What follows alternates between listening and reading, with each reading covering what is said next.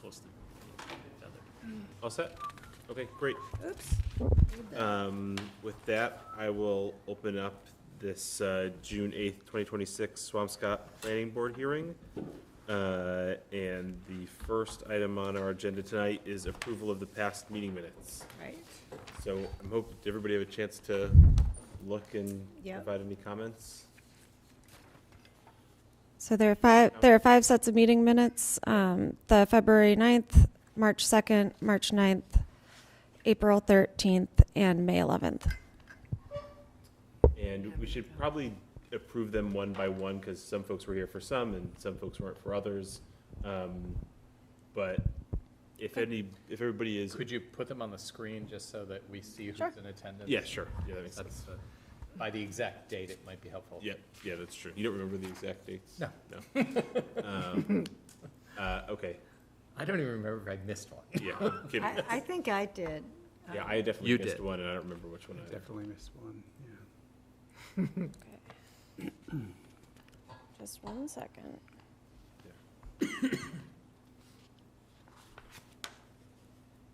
Did you get any comments on them, Krista, or no? No, I didn't Okay. receive any comments from any board members.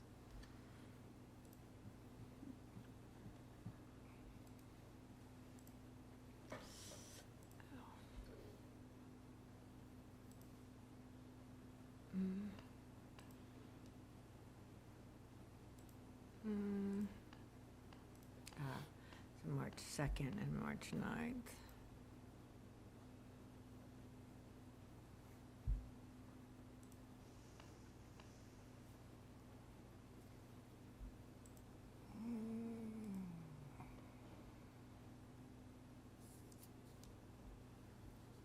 Okay, so on, So the first set is the February 9th, 2026 meeting. That was one that you weren't at, That's the sure. I think I was, though. You were. So Angela or Bill, do you have a motion to approve? I'll make a motion to approve the minutes from February 9th. Is there a second? A second. All right, all those in favor? Aye. Aye. All those abstaining? Abstaining. Abstain. Great. I did read through them all, so I was Okay, thank you. caught up with Yeah. anything that might carry over, but This is just silly looking at this screen. The staff F has fallen off and is over. It's just a formatting thing. Yeah, there's a formatting thing with the whole, Oh, yeah. the whole masthead. yeah. Yeah, our names are split up too. Yeah, yeah. It's just the online thing. yeah, I Okay. think if I open it in Word, Yeah. Then it fixes Uh, itself. yeah, Oh, it'll yeah, be then don't worry about fixed. it. All right, this is the March 2nd, 2026 So, hearing. Jura and I were both not here for this one. okay, so, again, I can make the motion Sure. All right, to approve the minutes from March 2nd. is there a second? Second. All right, all those in favor? Aye. Aye. And Ted's all not the- here, Ted's not so here. I think it has to, I think that's sufficient. that's all we All can those do. abstaining? Aye. Abstain, aye. We're, I think it's fine because there's a majority of the people Yeah. that were Everybody was there. there. Right, right. So And I mean, it's not possible it's for not possible, Ted to right, so. yeah. beam I'm- himself I think back I'm in okay here. with it. Okay. All right, the March 9th, 2026 I was meeting. not here Yeah, Angela's for not here that. for this one. Do here. you have a motion to approve? I this can make a set? motion on this one to approve the March 9th, 2026 meeting minutes. Is there a second? Second. All right, all those in favor? Aye. Aye. All Abstain. those abstaining? Me. Abstain, aye. All right.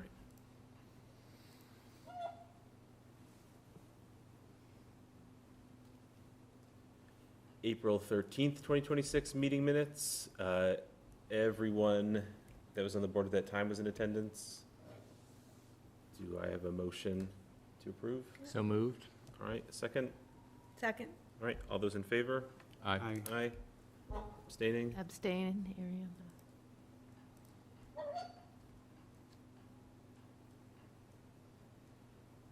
And last one, the May 11th, 2026 meeting minutes. Is there a motion to approve? So moved. Is there a second? Second. All right, all those in favor? Aye. Aye. All those abstaining? Aye. Okay, great. Thanks, Krista, and thanks, everybody, for taking a look beforehand, Yep. otherwise. Yeah, a lot to get you know, there. A long Yeah, thank intro to you. this meeting. Okay. Moving on the agenda, our next item is a continuation of the public hearing for application 25-21, 80 Puritan Road by P. Scott Miller. And I know that you submitted a new plan, so I'll open it up to you first if you want to say anything, otherwise we can, I think there's Yeah. too much to say. Yeah. It's just, we changed the plan so that it's 750 square feet, half story. okay. Then I'll just open it up to the board, and in particular, I'd like to ask Jer and Angela, you know, I just have a quick question. Yeah. Did that were you able to bring the roof down by bringing that square footage down?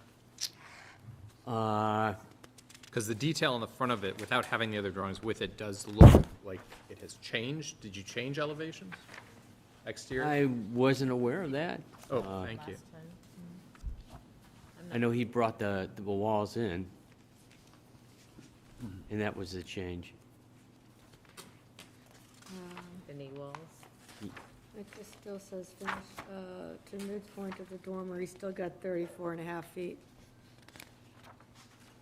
Which I think is where it was at before. Yeah, because I thought the intention on the square footage was to try to bring the building down, or, And am I- push the walls out, right? We're saying you could then push the walls out and get more usable space. Right. You brought the roof down. right, so it looks like you've shrunk the space, but you haven't reduced the height of the building, as we were discussing last time.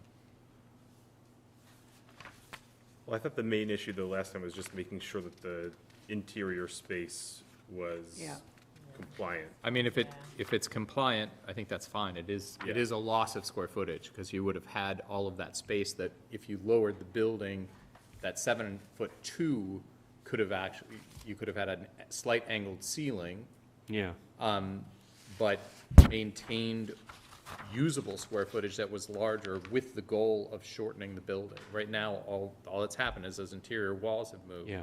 So the town gets a taller building, and you get less usable square footage. I think we need to.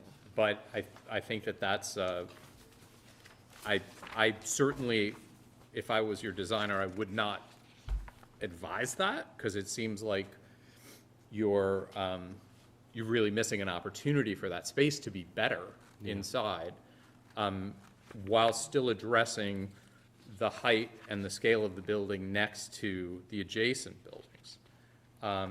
But it doesn't seem to be reflected in this, so, you know, I don't want to sound like a broken record on it, but we keep coming back to the fact that there's concern about the height of the building. But if the desire is to reduce the square footage and have a taller building, I guess that's where we are, and that's what we need to vote on.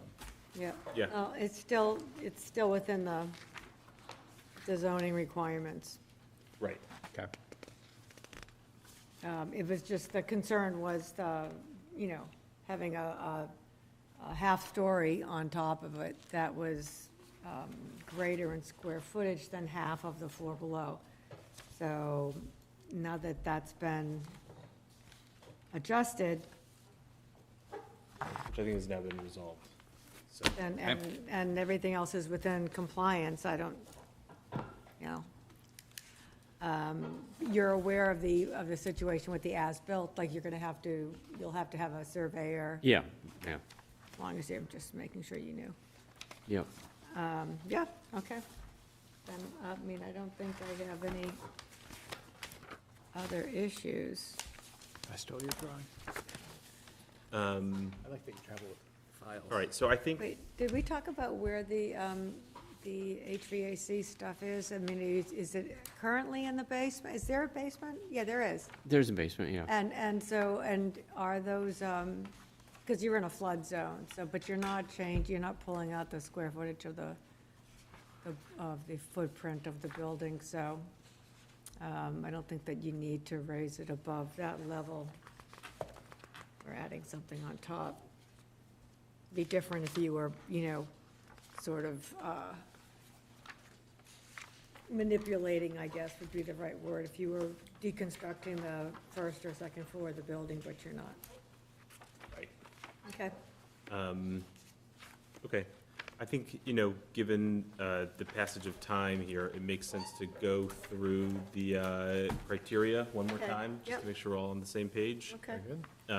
So just running through section 5.4.8.0. Number one, minimize the volume of cut and fill, the number of removed trees, 6-inch caliper or larger, the length of removed stone walls, the area of wetland vegetation displaced, the extent of stormwater flow, increase from the site, soil erosion, and threat of air and water pollution. I don't think that there's really much on this point, because as Angela, you just pointed out, there's no change to the foundation of the Right. building, and there's no trees being removed or No. anything like that. Maximize pedestrian vehicular safety, both on the site and egressing from it. I don't think there's any, we're not changing the, Change there. no change there, and there's plenty of parking. Minimize obstruction of scenic views from publicly accessible locations.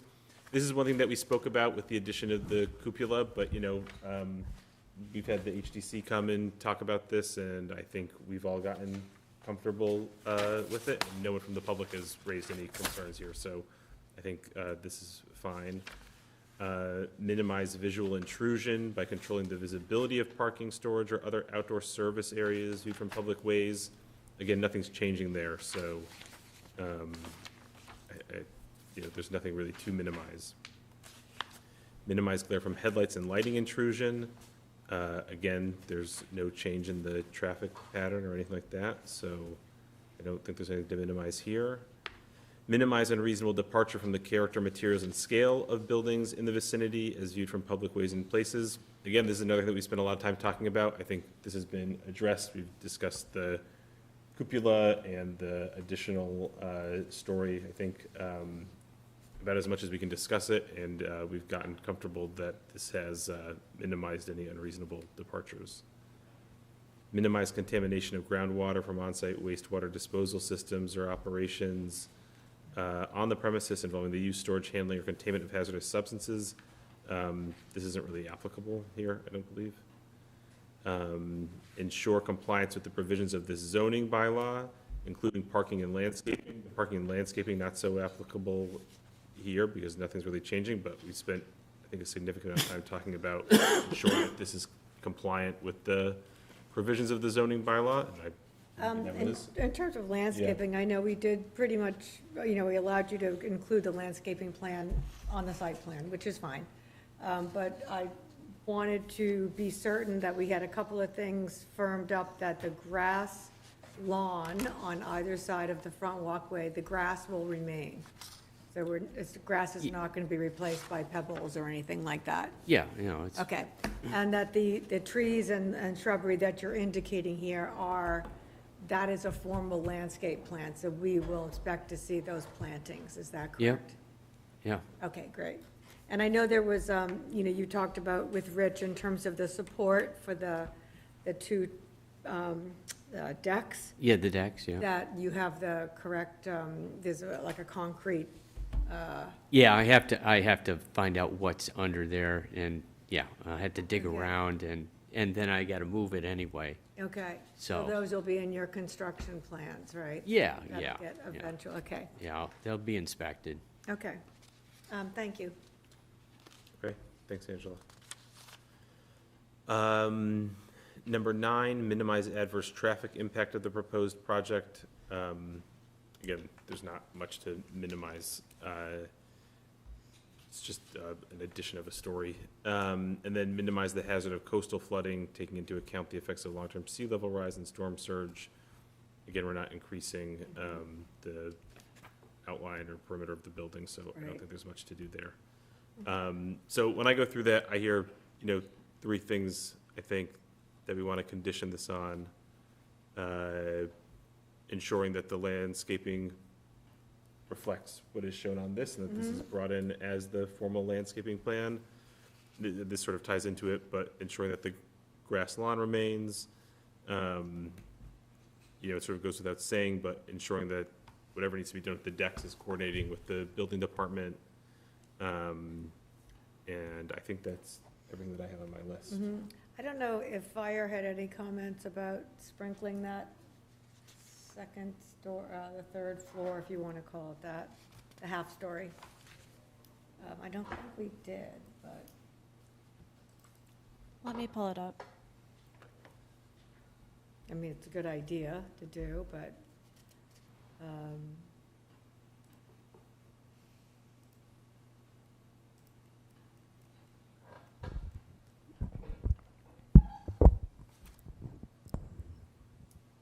So this was the only comment that fire had, which was that the fire department has no objections. okay, okay. In that case, it's fine. Then then just the usual smoke alarms as required. Thank Okay. you. Any other comments from the board? Okay. Okay, I'll just quickly open it up then for public comment to see if there's anybody online. Is there anybody online who's here to speak on this petition? Okay, seems not.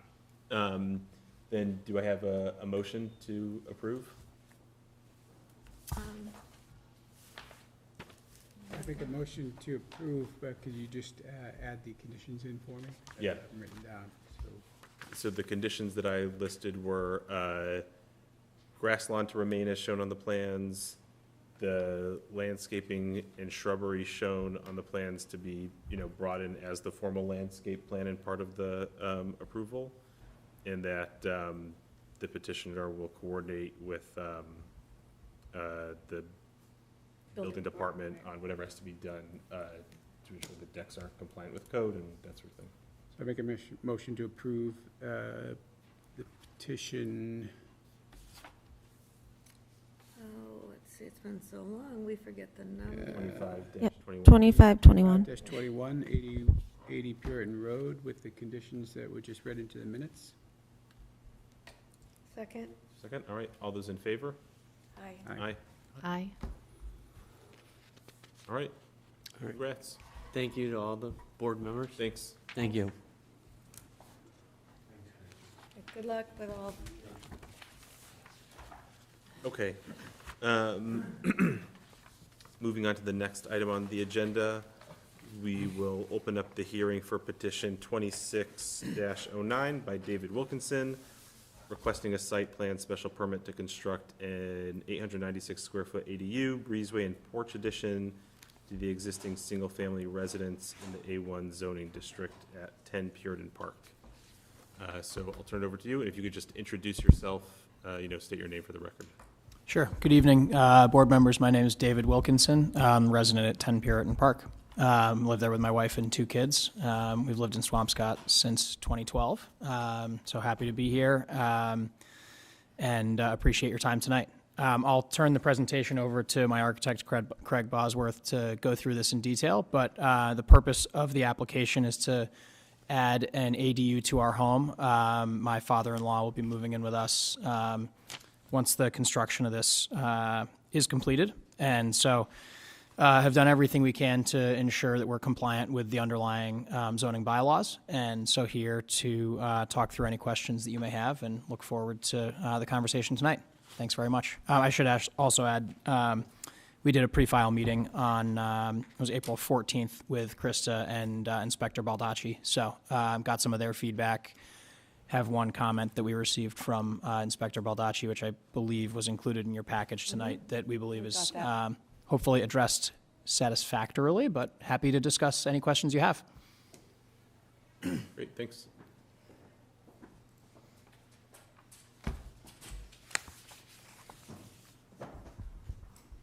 Doing this a while, so it works. Yeah, no, this is good. Yeah, I love the boards. Yeah, me too.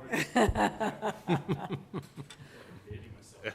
No, That's all right. Definitely. I'm an architect in Marblehead, and David had reached out to us to help him with an attached ADU application. Just quickly, this is Puritan Road, Puritan Park. This is if you're heading up to Humphrey Street. He has this corner lot right here. So we are in a world where we're dealing with a corner lot and setbacks. Oh, sorry. Craig, you need Sorry. to use the mic, he's asking. Oh, thank you. Do I need to repeat myself? No, you're good. All right, thank you. So the highlighted area represents the footprint of our proposed. And the intention here, again, just to give you an idea of what the house looks like. It's a two-story kind of brick house. There is a garage to the attachment over the side. And our intent is to have like a one-story attached ADU. While doing this, we will also be adding a small little covered porch and a new sense of entry. Just as reference, the existing floor plan. Currently, they drive into the garage, and they have a circular driveway. Our intention is to take and to build off of the existing house. They do have an opening for the window that will become our new opening because we're dealing with brick facade. That would be our new opening into a small breezeway that will attach to the covered porch, and then the ADU will be off of that. And in the end, the intent is to eliminate the circular drive, and then that goes back to grass. He has small children, and this would be a great place for them to play in the front yard. Just the two relevant exterior elevations to the front, if you're on Puritan Park looking at the main body of the house, and then the left side elevation, the area that we're going to be attaching to. This is the garage beyond, which is way over here, but the area that we're going to be attaching to is really off of this window right here, and the intent is to add a covered porch that you'll see in a moment. So the floor plan here, where that window once was, will become a door. And this becomes a small breezeway so that the family can interact with one another without having to go outside. As the grandchildren will want to run over and see their grandfather, the small little breezeway will give access out to a back patio space. The covered porch is such that as a person would park, they could walk up into the covered porch, either directly into the main body of the house or into his ADU unit.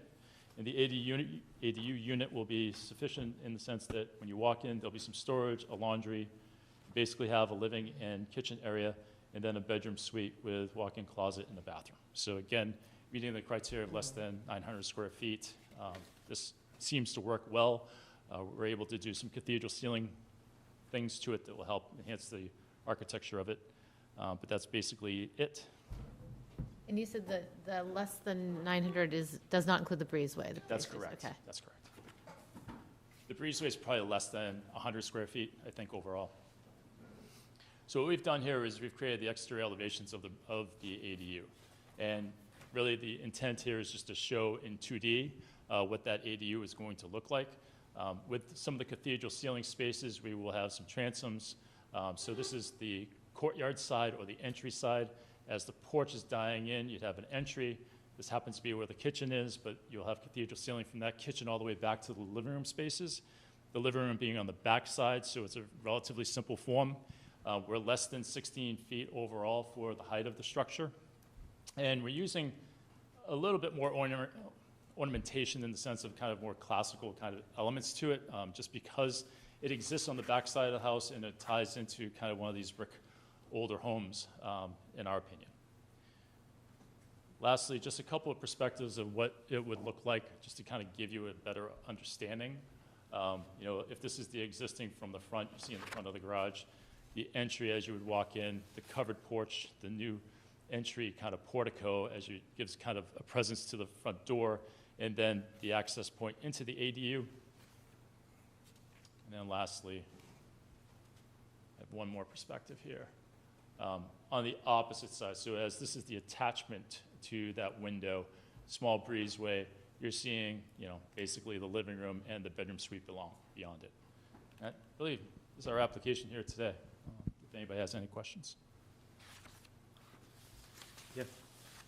Thank you. What is the foundation going to be for this? It will be a crawl space foundation. It's not a full foundation. So we'll go 4 feet below grade Okay. and then build on top of that. Fill it Just like a frost wall? the frost wall. Okay. That's it, exactly. So I suppose that putting that, making the ADU in brick is probably a little cost prohibitive these days, I'm We talked guessing. about that, you know, and then we started looking at some ideas with the brick. It just seemed that this was a a nicer solution, certainly more cost-effective as well. We are unfortunately under a budget, so we're spending a little bit more money Everybody, in sure. the ornamentation of those kind of corner boards and adding a little bit of dental details to it. Now, I'm very familiar with the house. A good friend of mine, many, many, many moons ago, in high school, she grew up in that house, so Oh, no kidding. spent a lot of time there. Yeah, It's a beautiful spot. very beautiful house. So, okay, so in terms of the ADU, it has all its own, the heat is obviously part of the same system, but it's got all its own utilities in the ADU. In other words, you're not running another zone off of, No, they all, okay. So, it sounds like you're familiar enough with all those guidelines.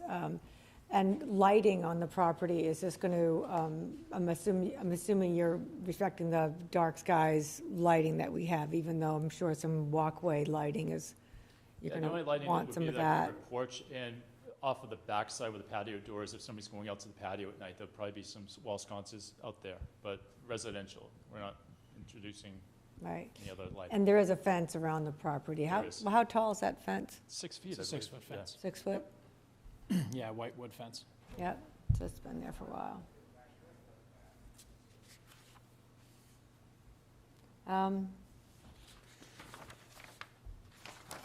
I mean, I guess, I don't have any other questions about it. I think it's just from the nature of the lot, it's a little surprising to see an ADU in the front of a building, but that's where you have the land, obviously. So, I get, I get that that's the logical spot for it. Other than that, I don't have any, I certainly don't have any issues with the concept and, So in the existing building in the back, is that a patio? There is a little Yes. patio out back, yes. Yep, yeah, I guess that's the north corner of the lot. Yep, in the back corner. Yeah, northeast. Is that a stone wall or something? There's a stone wall, yep. It's about 20 inches tall, maybe 24. Have neighbors weighed in at all? Are they aware of the plans? Or We haven't heard No. anything, I mean, aside from these meetings, it's, yeah, we have spoken to a handful of neighbors since the notifications went out and no commentary raised, so. We did have one person stop by town hall, and we printed out the plans and they took a look, but they didn't have any comments they wanted to put on the public record. okay, Okay, thanks. thank you. And the patio that you put the little courtyard, are those permeable pavers? In other words, you're able to, We really hadn't gone to that calculation. Right now, it's impervious in any calculations that we have there. At this point in time, we hadn't really selected stone and things of that nature. okay. But- Well, you're not in a flood zone, so that's good. No. And out of the green space that remains, which is you have some front lawn space and some space around the back, you're saying that you still meet all of the, That's correct. the open space requirements. That's correct. And I know that Rich mentioned the distance between the shed and the ADU, and do you confirm Created that that's in the about? requirement, I think was it 15 feet? You said it was 10 and you guys yeah, are 12. we're 12. Yeah. Okay, Okay, you meet that criteria. okay. I have a handful of questions. I really like the plan. I think there's some great thought in how that whole thing is coming together, and I think it's working well. The space, the scale of it, and the usage and circulation makes great sense to me. A couple questions, and it's hard. Yeah, you saw me doing my trace on there. The roof pitch being different than the roof pitch on the house, I think is not, like, the house itself, I would sort of qualify it as a colonial revival of a very certain period, where they were influenced by modernism, and they came at this with a very clean box of brick, and then the details came in on the white trim. And then the depth of the eave and the roof pitch was the nod towards the modernism that was happening. And the decorative elements happened in the detail around the door. So it was that interesting transitional time on it. Was there any consideration to matching roof lines so that the building felt, even though there was a material shift, that the building felt that there was a stronger relationship?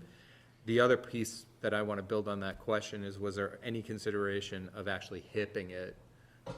So that, again, you had you've got this repetitive hipped roof that's happening all over it, and then all of a sudden there's a big departure. So I'm trying to sort of understand what the goal is.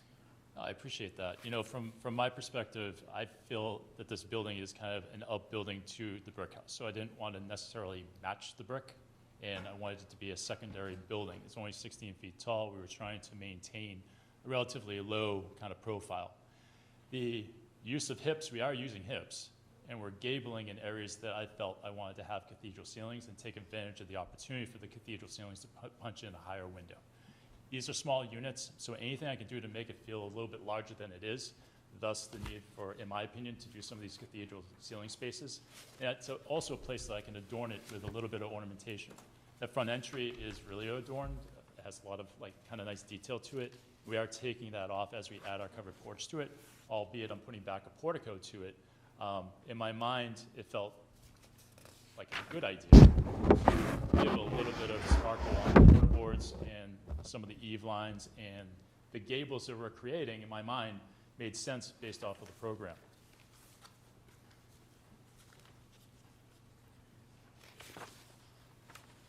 The other question I had is the relationship between the windows on it versus, I know that you have a kitchen counter, so you have a raised sill there.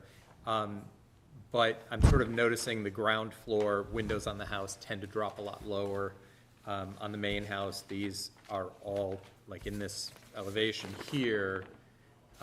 It does feel sort of foreign instead of, you know, I understand that it's an outbuilding, but there's such a huge shift in materiality for the design to shift to is a little bit jarring from my perspective, but you know, that is where my questions lay, because the intent of the original house is so stripped of detail to then have so much detail on this unit that's in the front yard. It does start almost feeling like a subdivision versus something that's annexed and added. But when it comes to the interior intent, I can definitely see that. But the pitch of the roof does tend to make it taller because it's a steeper roof. And you can actually see the hipping on the garage does read higher just because of the dimensional aspect of it. Yes. You can see probably the length that I'm using between the breezeway, how I brought the roof slope down there, so that I could really make a lower kind of connection form to the main body of the house on purpose. Mm-hmm.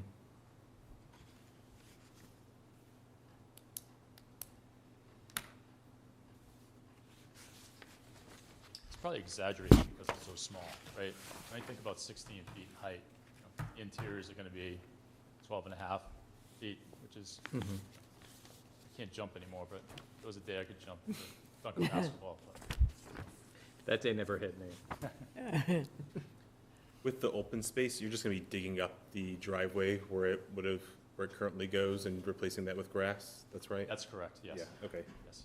And then you'll be adding the plantings that are shown around the ADU in this. Those plantings are us playing architect. We're going to actually have a landscape architect who's going to do a much better job than we do. You might do better. So. And I think actually if it were to wrap this, like once they start to fill in with the landscaping and it starts to grow, it's gonna hide some of the stark whiteness, I think, you know, this is hard for me because it's a noble reason to have something like this. Right.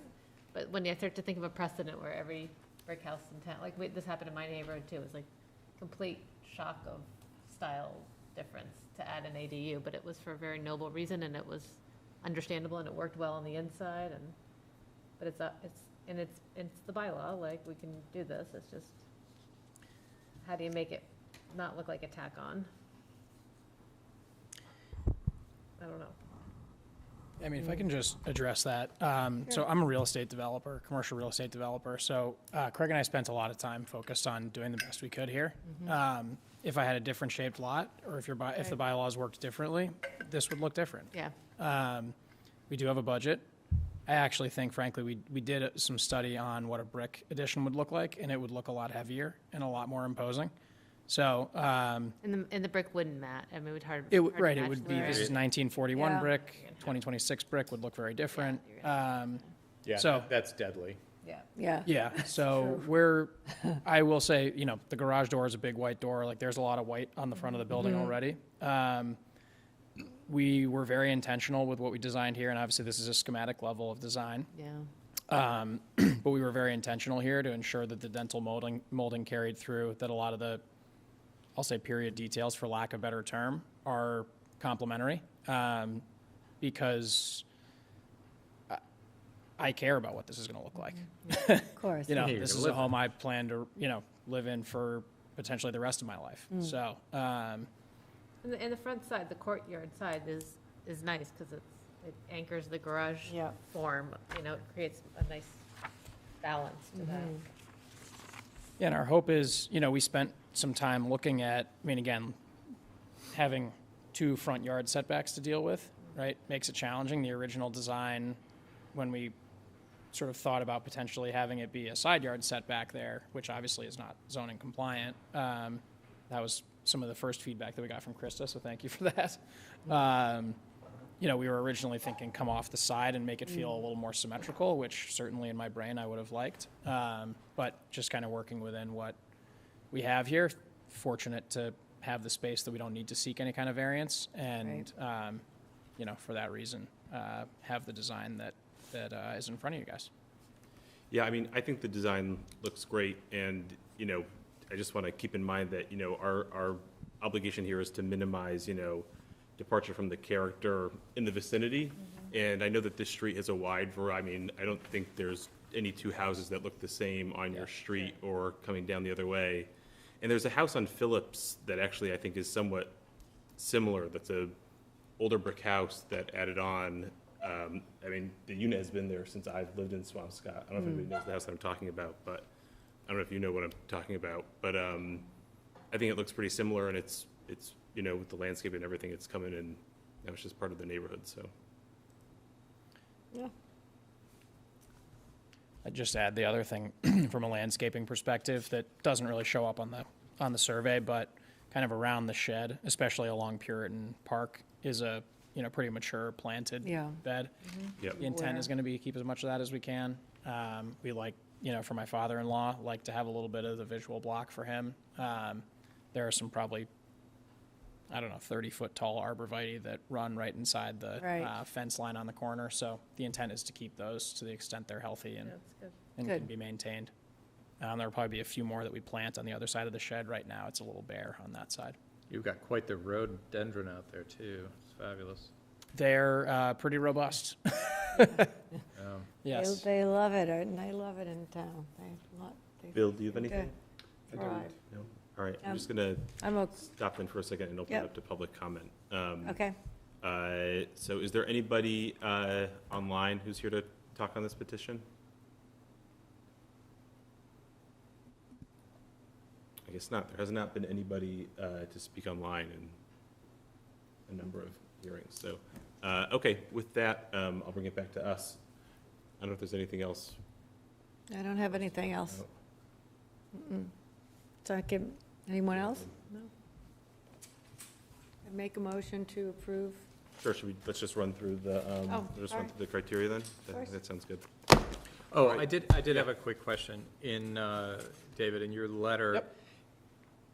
I don't know if it was just that the words were left in here. Existing lawn and landscaping within the footprint of the proposed one-story ADU addition, the proposed breezeway connector, the proposed covered porch, and the proposed rear patio will be stripped and removed to allow for foundation.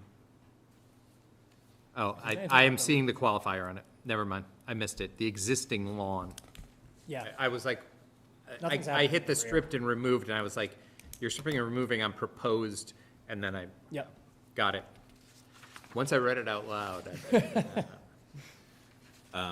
Okay, then I'll just read through the site plan special permit criteria in section 5480 of the bylaw. Okay. Number one, minimize the volume of cut and fill, the number of removed trees, 6-inch caliper or larger, the length of removed stone walls, the area of wetland vegetation displaced, the extent of stormwater flow increase from the site, soil erosion, and the threat of water and air pollution. I don't think any of this is applicable. You're not removing any trees. I guess there is some fill, sort of, with the patio, but it's de minimis, and you're keeping the overall open space, I think, well within the requirements. And the objective, just to be clear on earth movement, is to keep any of the excavation on site, because there's a bit of it's a slight grade change down to the Puritan Park, so the objective is when we excavate, we'll, strip back the curved driveway, and then sort of all that fill will go in there to smooth that out and okay. create a level surface. Good. Okay. Maximize pedestrian and vehicular safety, both on-site and egressing from it. Obviously, there's the change to the driveway, but I don't know that really has an impact on pedestrian and vehicular safety, probably a little safer. Number 3, minimize obstruction of scenic views from publicly accessible locations. I don't think that's really applicable here. Number 4, minimize visual intrusion by controlling the visibility of parking, storage, or other outdoor service areas. I don't think that's applicable. Minimize glare from headlights and lighting intrusion. Number 5, again, you're shrinking the size of the driveway, so I think that's achieved. Number 6, minimize unreasonable departure from the character, materials, and scale of buildings in the vicinity as viewed from public ways and places. I think that's what we spent most of our time Yep. talking about, and we've gotten comfortable that you have minimized that. Number 7, minimize contamination of groundwater from on-site wastewater disposal systems or operations on the premises. I don't think that's applicable here. Number 8, ensure compliance with the provisions of this zoning bylaw, including parking and landscaping. You had the back and forth with Rich, so I think we've addressed the only applicable open items there. All parking can still be accommodated on site. There's no street parking as a result? Yes. Okay, Yeah, we're expanding the driveway in front of the got it. garage Okay. to provide 3, Spots. across. Okay. Yeah. Number 9, minimize adverse traffic impact of the proposed project. Not really applicable here. And number 10, minimize the hazard of coastal flooding, taking into account the effects of long-term sea level rise. Again, there's a small change in the amount of open space, so not so applicable here. I guess with that, do I have a motion? I'll make a motion to approve the application for an ADU at 10 Puritan Park, application number, I don't know, 2609. 2609. That's it. All right. Is there a second? A second. All right. All those in favor? Aye. All right. So moved. Thank you very much. Great. Good luck. Good luck. Thank you for your time. Yeah, I appreciate it. Good luck with Care. all that.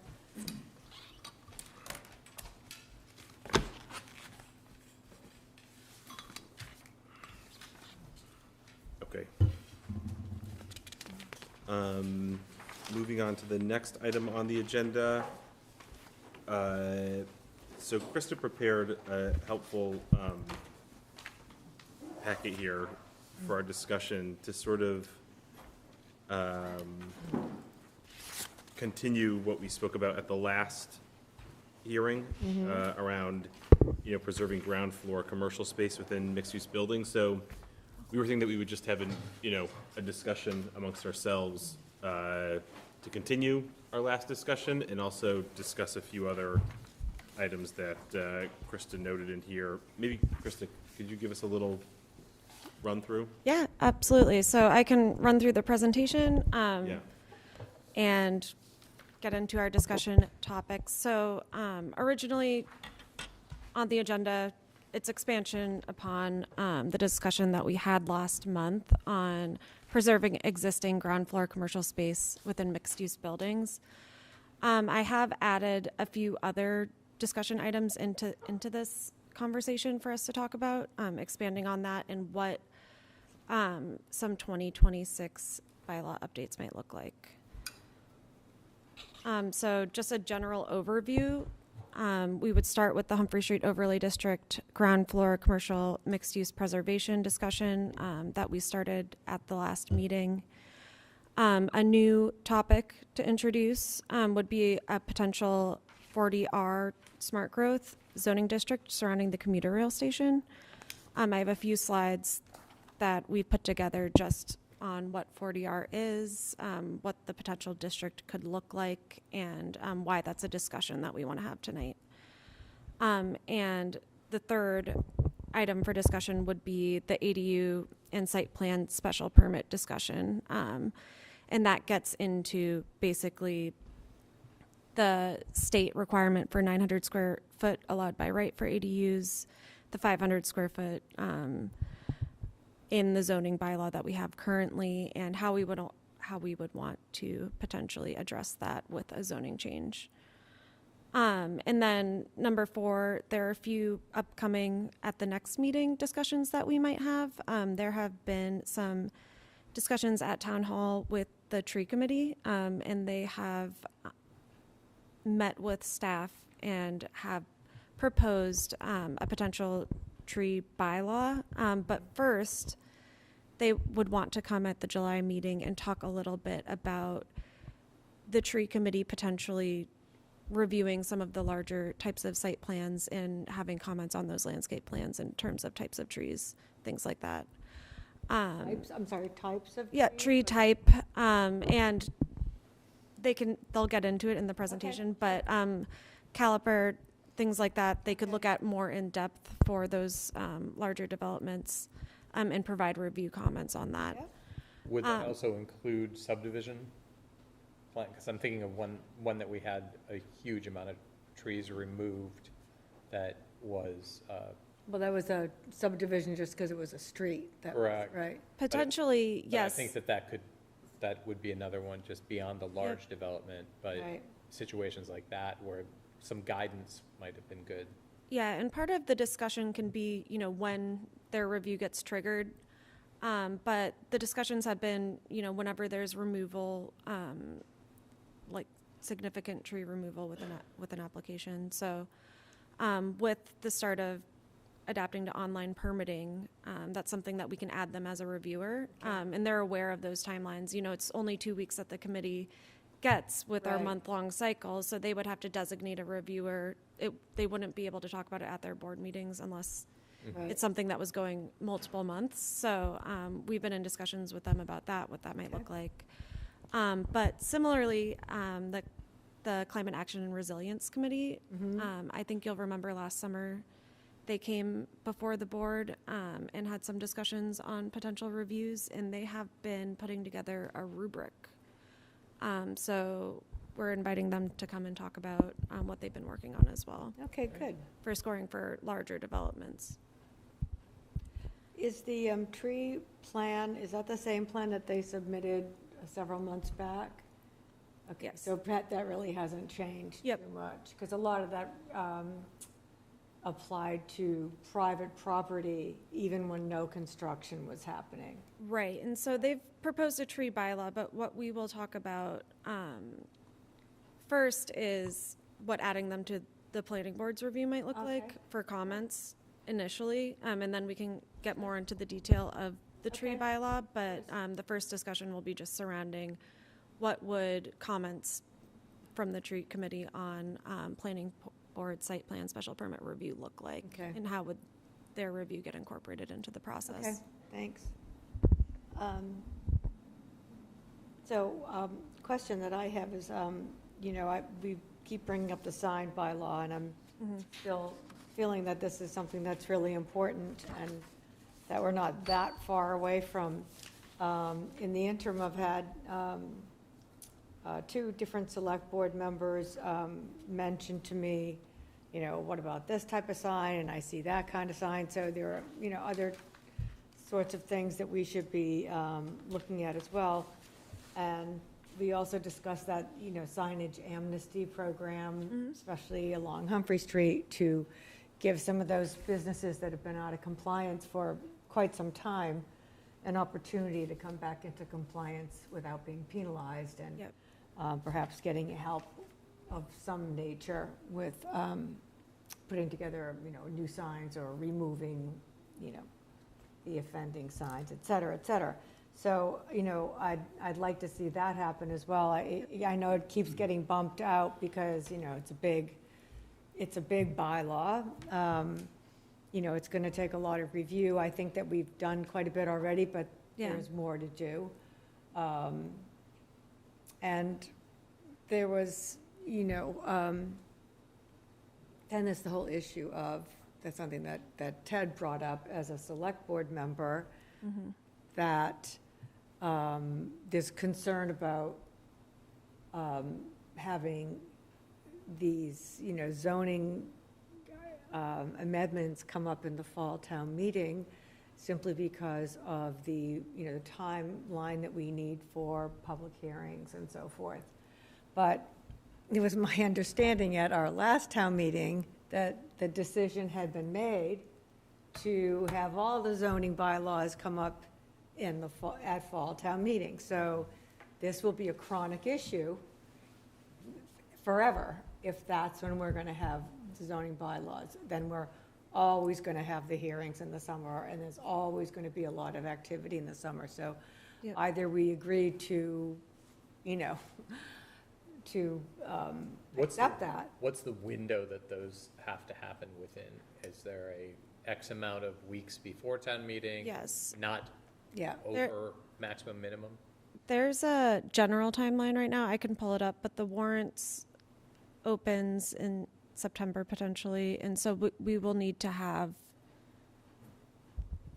you know, what we are proposing nailed down by then. You can make some slight changes between then, but you need to have it nailed down basically by September. But essentially, our public hearings Yep. on those, the ones that we need to schedule, we need two Yep. individual meetings, X number of weeks apart.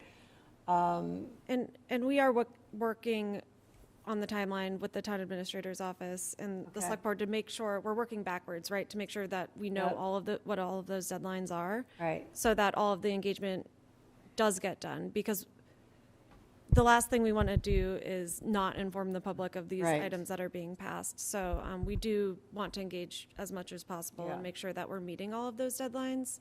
And they do come up a lot earlier They than you do. think. They do, and that's, you know, my feeling is that I'm fine with if they want to bump stuff into the fall and just do all the zoning then, you know, that's fine. Right. But, you know, understand that this is what it's going to look Yep. like. And So, if it helps for next meeting, I can come with the schedule. yeah, I think we should all just be familiar with it Do anyway. we have a date for that fall meeting yet, or I know that that fluctuates sometimes? Yeah. I don't When that, know. like, could they push it? Well, fall, we later? call it fall. December. Sometimes it's in December. Yeah, sometimes it's in December, almost December. I'm not sure the exact date right now, but we've been calling it the December town meeting. Ted is on the call. He might be able to answer this for us. We don't count. So Thanks, December, Krista. So it's set for Okay. December 7th, Okay, okay. Perfect. thanks. Ted. and no problem, the timelines that we were presented at the meeting last week was, I believe, final warrant language was approved by the select board on the first Wednesday in October. So you would really have to submit your warrant articles by, I think it was the third Wednesday in September. Okay, Or, I'm sorry, the second Wednesday in September. So you'd have to do all the work really by the second week of September. okay. Yep. And can we build those hearings into our scheduled meetings? Or are they standalone? We could if they're usually standalone. And the reason is that unless it's a really small article, you know, we've done it with just grammatical changes and stuff like that. But typically, we've had separate hearings. Okay. Yep. we'll plan for separate hearings and we'll plan And I think, you know, to I do as think much as Ted's possible. comment to us was that, you know, your hearing's going to end up being in the summer, and that's And no one's, understood. I get it, but, you know, that will be the case for all the zoning then, because, you know, that's the way the schedule lays out. I could provide you some context that I think might help shape your conversation around it. Sure. The presentation, and I just want to preface this, good to see you all. I'm attending as your new liaison, so if I can be helpful, let me know. Otherwise, I'm going to kind of sit back and let you do the great work that you all do. This schedule was presented to us at the last select board meeting and asked for our kind of awareness and consent on it. We agreed to table it so that we could have a further conversation with the planning board about how the timeline might impact your board's ability to really get this done over the summer, right? Because those timelines are not ideal. So we didn't vote on this. We kind of tabled it until some of these conversations with your board could be had. But the real kind of concern that some of us brought up was, you know, if you have to have final warrant language to us by middle of September, that leaves you, you know, really June, July, and August to do all the work and get all the public engagement around getting the final language passed. So, you know, if that's something your board is comfortable with and Krista and Marzi are supportive of, that's great. I just wanted to make sure you all had that understanding before the select board really voted to approve kind of this layout. And it wasn't fixed. I mean, if there's big things that come up that need to be addressed at a Springtown meeting, there's always the ability to do that. But that comes with its own perception issues of, you know, when people get used to doing zoning in the fall, then they change it to the spring, there's other ramifications that can have. Yeah. What was the impetus, Ted, for splitting up that? I mean, it was a timing issue, and because it used to be like, you know, the fall town meeting was to just nail down financial things that we didn't have a chance to do at other times during the year.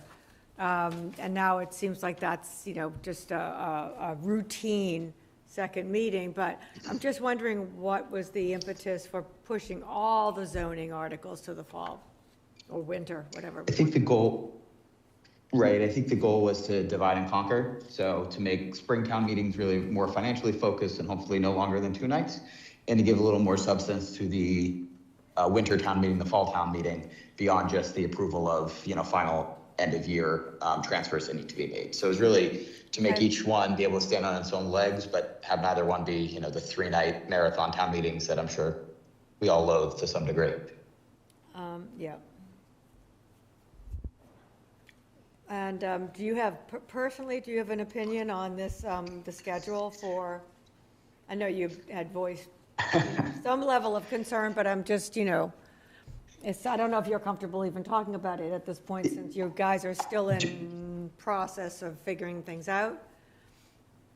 Just from my perspective, I mean, for routine zoning changes, that's easy to do if you're changing, you know, a number here, grammatical stuff there, minor setback changes. Those are more routine. But for, you know, I recall us, you know, doing 3A, which we did, you know, great, especially in comparison to some of our neighboring towns, we did really well with, but trying to do something like that over a summer timeline, it would be unrealistic. I don't think we could even attempt to do that type of significant zoning change or public engagement that is required when you do that over the summer. I just don't think there's capacity from, in my experience, there wouldn't have been capacity on the board to undertake the work to get there, or the engagement from the community to get the level of understanding that they would need to be supportive of some of the zoning changes that we would require. Now, 3A is a big topic. It's kind of the utmost extreme, but you're talking about, I think you brought up a 40R tonight. Those are some big kind of visionary zoning changes that I would envision would need a lot of planning and work to get done that realistically over the summer might be more difficult to do. So that's kind of where I think, but again, I am no longer on the planning board, so that's just what, from my experience, I would have envisioned being the trouble spots. Right. No, good point, obviously. And thank you for attending. I don't recall the last time we had a liaison attend one of our meetings, so thank you. Just saying. Old habits die hard. Thank you, and thank you for your input. I will speak a little bit along the lines of timeline and everything like that. Obviously, everything on this list is a lot. It would be a lot to pass everything. Part of the discussions that we are having will be, how do we want to move forward with, what initiatives. But I will also say that later this week on Wednesday, Marzi and I have a meeting with MAPC. We weren't selected for the technical assistance that we applied for. We applied for multiple applications, including the sign bylaw review earlier this year, but we have a meeting with them to go over this list again to see if they are able to provide some technical assistance this year as part of the budget that we have from consulting.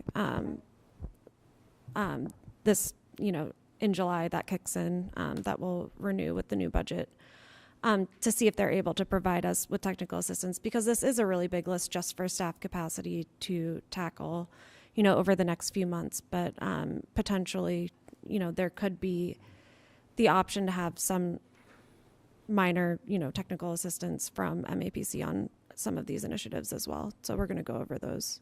Okay.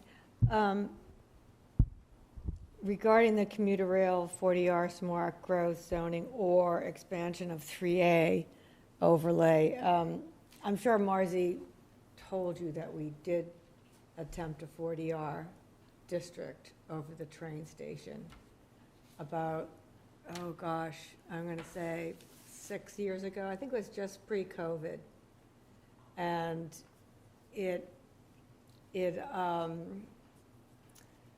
what started as a really well-intended, transit-oriented 40R district, quickly got, the town administrator at the time got very involved. Some of the select board members got very involved, and the mission creep ended up going down Borough Street and up Essex Street, and, before the thing just blew up. So there's that, but there's also, and we can obviously discuss this. This is why it's on here. Yeah. Sure.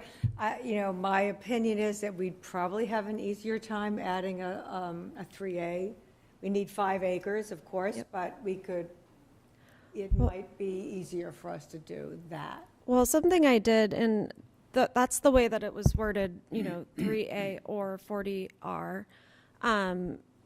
There are the benefits to 40R with the incentives from the state, with the payments for adopting the district, and then density bonus payments as units get built.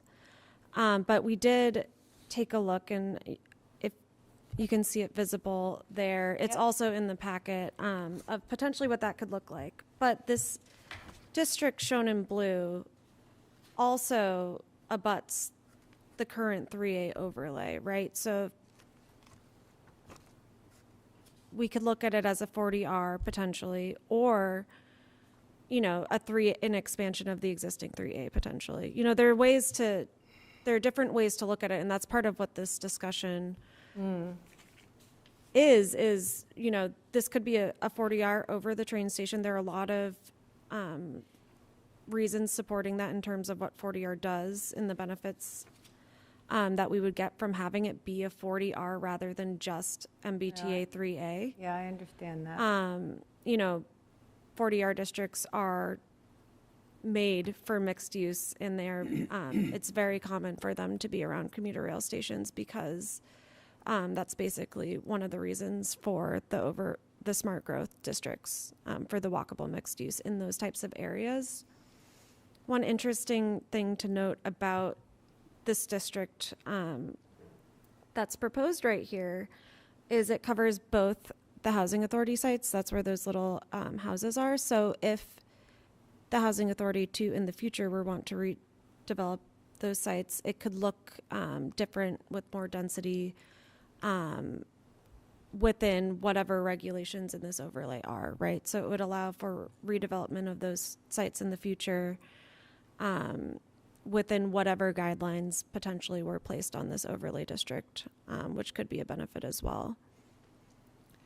Yeah. So, Agreed. can I just ask a couple quick questions, mostly clarification? Yep. So, the creep that you were talking about that occurred the last time, that was coming all the way down Burrell Street, correct? And it went up Essex a bit as well. Yeah. Yep. Because of this proposal, as I see it, just in looking at the map, has very little impact on fully residential neighborhoods. Like it's Agreed. Sitting. No, I sitting agree. on what really looks like is housing authority Mm-hmm. and almost completely current mixed use or industrial, which is Right. great. I guess the question that I have from the perspective of a 40R district is we did lay the 3A on top of a good portion of our industrial space. And this is sitting on a good portion of the additional industrial. When you say industrial, do you mean commercial zone? Commercial Yeah, industrial. Like because we have, industrial is the quarry, basically. When, but if you, okay, I should be careful how I say that. I'm just talking about zoning region. Yeah, it's commercial, but it is not retail. commercial. Understood. Okay. It's much more business commercial. Got it. 40R, I'm wondering if there is going to be pushback around tax revenue, or if that's something that, with it being mixed use, the hope is that it would be expanding into residential and commercial, so we would retain and actually increase that. Right, and that is, the purpose of 40R would be to encourage housing, but also mixed use, right, in those walkable areas. So that's right by the commuter rail station. That Oh, yeah. ideally it Transit would be the oriented place, development, yep, for But transit-oriented development. Potentially, housing that does get introduced is mixed use.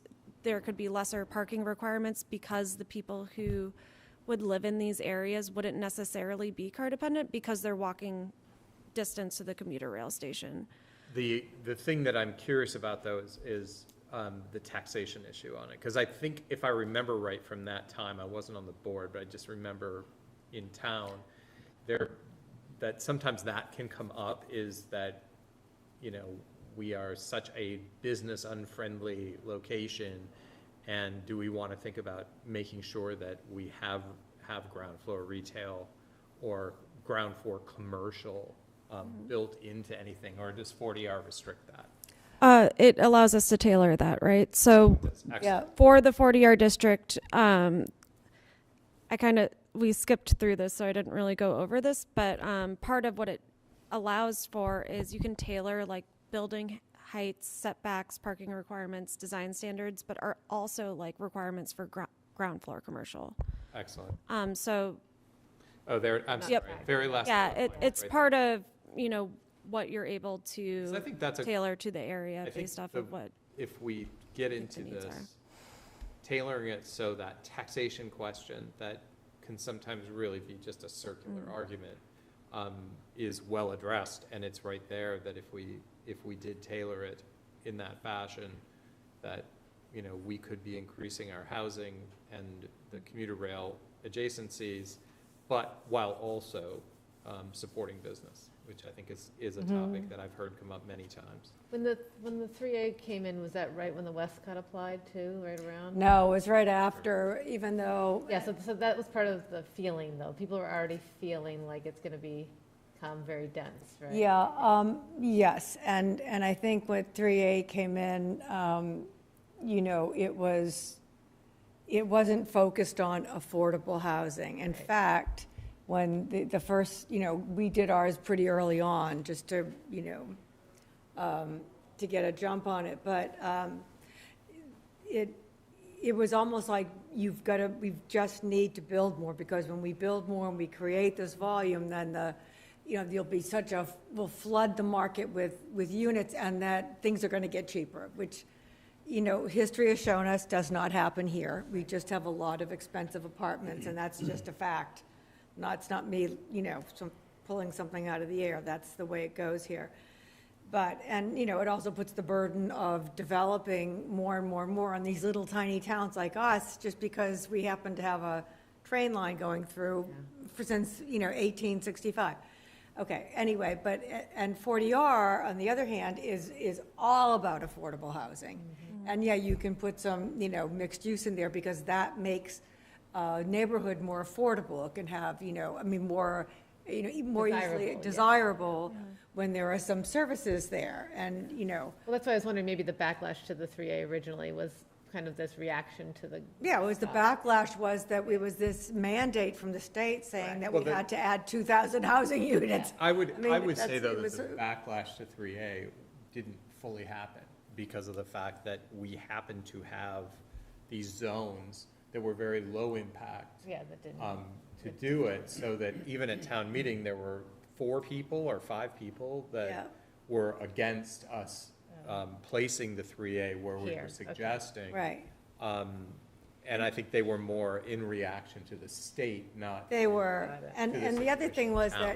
that the fact was, and we had, of course, we had, consultants that we were obliged to work with, that's how the state ran it. You had, consulting groups, you had Bowler Engineering that worked with us on creating it, and the formulas are, was crazy, but just what they go through to figure out number of units and the density per acre, But, trying to figure out where you're going to put all those units, and we don't have any space for it. We flat out don't have space. So the only thing we could possibly do was, we have a little bit over there by the other side of Elm Place, and which is that little funky little corner, going down under the bridge. And then we had to overlay it. So it's overlaid over Crown Point, it's overlaid over part of Vinnon, it's overlaid over Summit. We had to. I mean, there was no place to put it. So could more units be built there? Probably. You'd have to bulldoze Crown Point, and chances are you're not going to, there's over 400 units up there. I mean, chances are you're not going to even those put are- back the And those number are of. condos. Right, No, So- which in itself is an interesting right. So, situation, because the building isn't built to last 100 years. The building from that period is built to last 35 years. right, And it's owned by how many people? right. So these become really complex Right. situations. So, at any rate, we had no other choice of where to put stuff. I mean, we would have had to overlay anything, no matter what we did. I think this is all sort of highlighting the 40R Right. advantages, because 3A obviously has a lot of baggage that comes along with it. 40R allows us to tailor it to keep the Yeah. retail, or create a retail tax base. And so and it allows for affordable housing and market rate housing. Right. So it is all this stuff that feels very win-win if Right. you can, overlay it. And to your point too, Angela, like, I wasn't here obviously when there was this mission creep or whatever, but I feel like. Oh, I Krista's- have all the I'm background. sure you do. Yeah. But, Krista started with this, like, I feel like this is like a very sensible It's totally map. sensible. And, like, if we Yeah. can, stop it from, taking on that sort of expansion, I feel like it could be a real Right. And positive. it's clearly directed to the train Yeah. line. Yeah, Yeah. It's right. very, And, like, and very obvious. zoning something and having, and executing on that are two totally different Right. things, which, we deal with all the time Yeah. in terms of people thinking, oh my God, the the hardest. bulldozers are coming out, and of course they're not. However, I've always been a fan of zoning that end of the street, so I see either one. I think if we struggled with 40R, then we could probably easily expand the 30A, I think. But I think the 40R makes sense, so, I also think that, the ideas behind these places, or these zones, is, it's just educating town meeting. right, And, Yeah. and I think town meeting got a dose of 3A because it worked its way through media and all Right. these other things. They were hearing the story, they were, Yeah. all of that.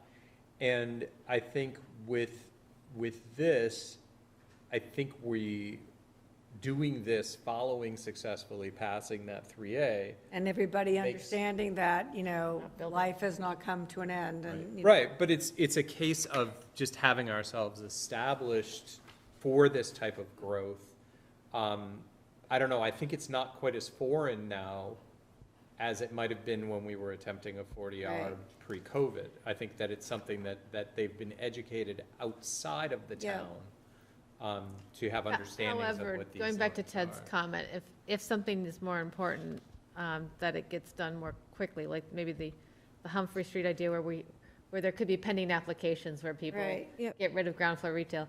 Do we focus on that and like that messaging as opposed, and then table the 40R? Because like you said, nothing's going to maybe happen tomorrow. Could that happen next year? Knowing the timelines. We start the conversations, people can listen in on these meetings. They can start to get familiar with the terms. They can understand it.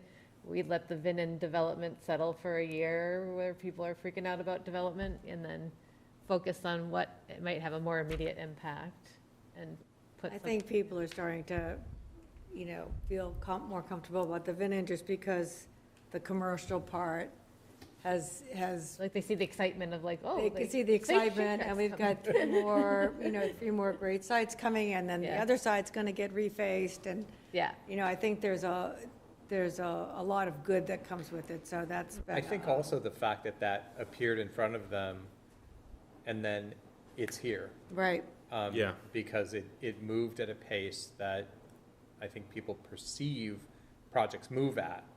And they Instead never of, Right. reality is, Right. I'm surprised how Yeah. quickly Yeah. that Oh, yeah. has come to be, which is great.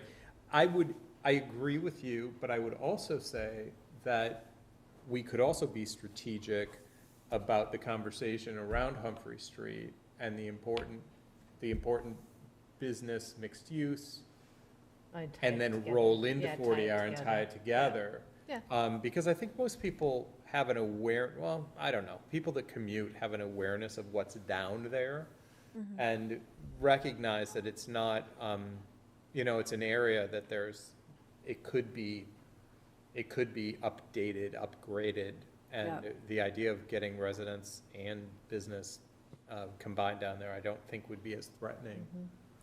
right, and, you can see a lot of, there's gonna be a lot of changes down there, even the little, well, I don't have to talk about Right, specific. they're both Yeah. potentially related in the sense where we Right. could do public engagement surrounding mixed use, Yeah, In general. and it would be relevant I think to that's both really important, at, yeah. at the same time. I know that 40R is pretty, it's a complex process, so, but I Right. assume on that one, we will need to get some kind of technical assistance, which we had the first Right. time. And I know we've skipped around a little bit,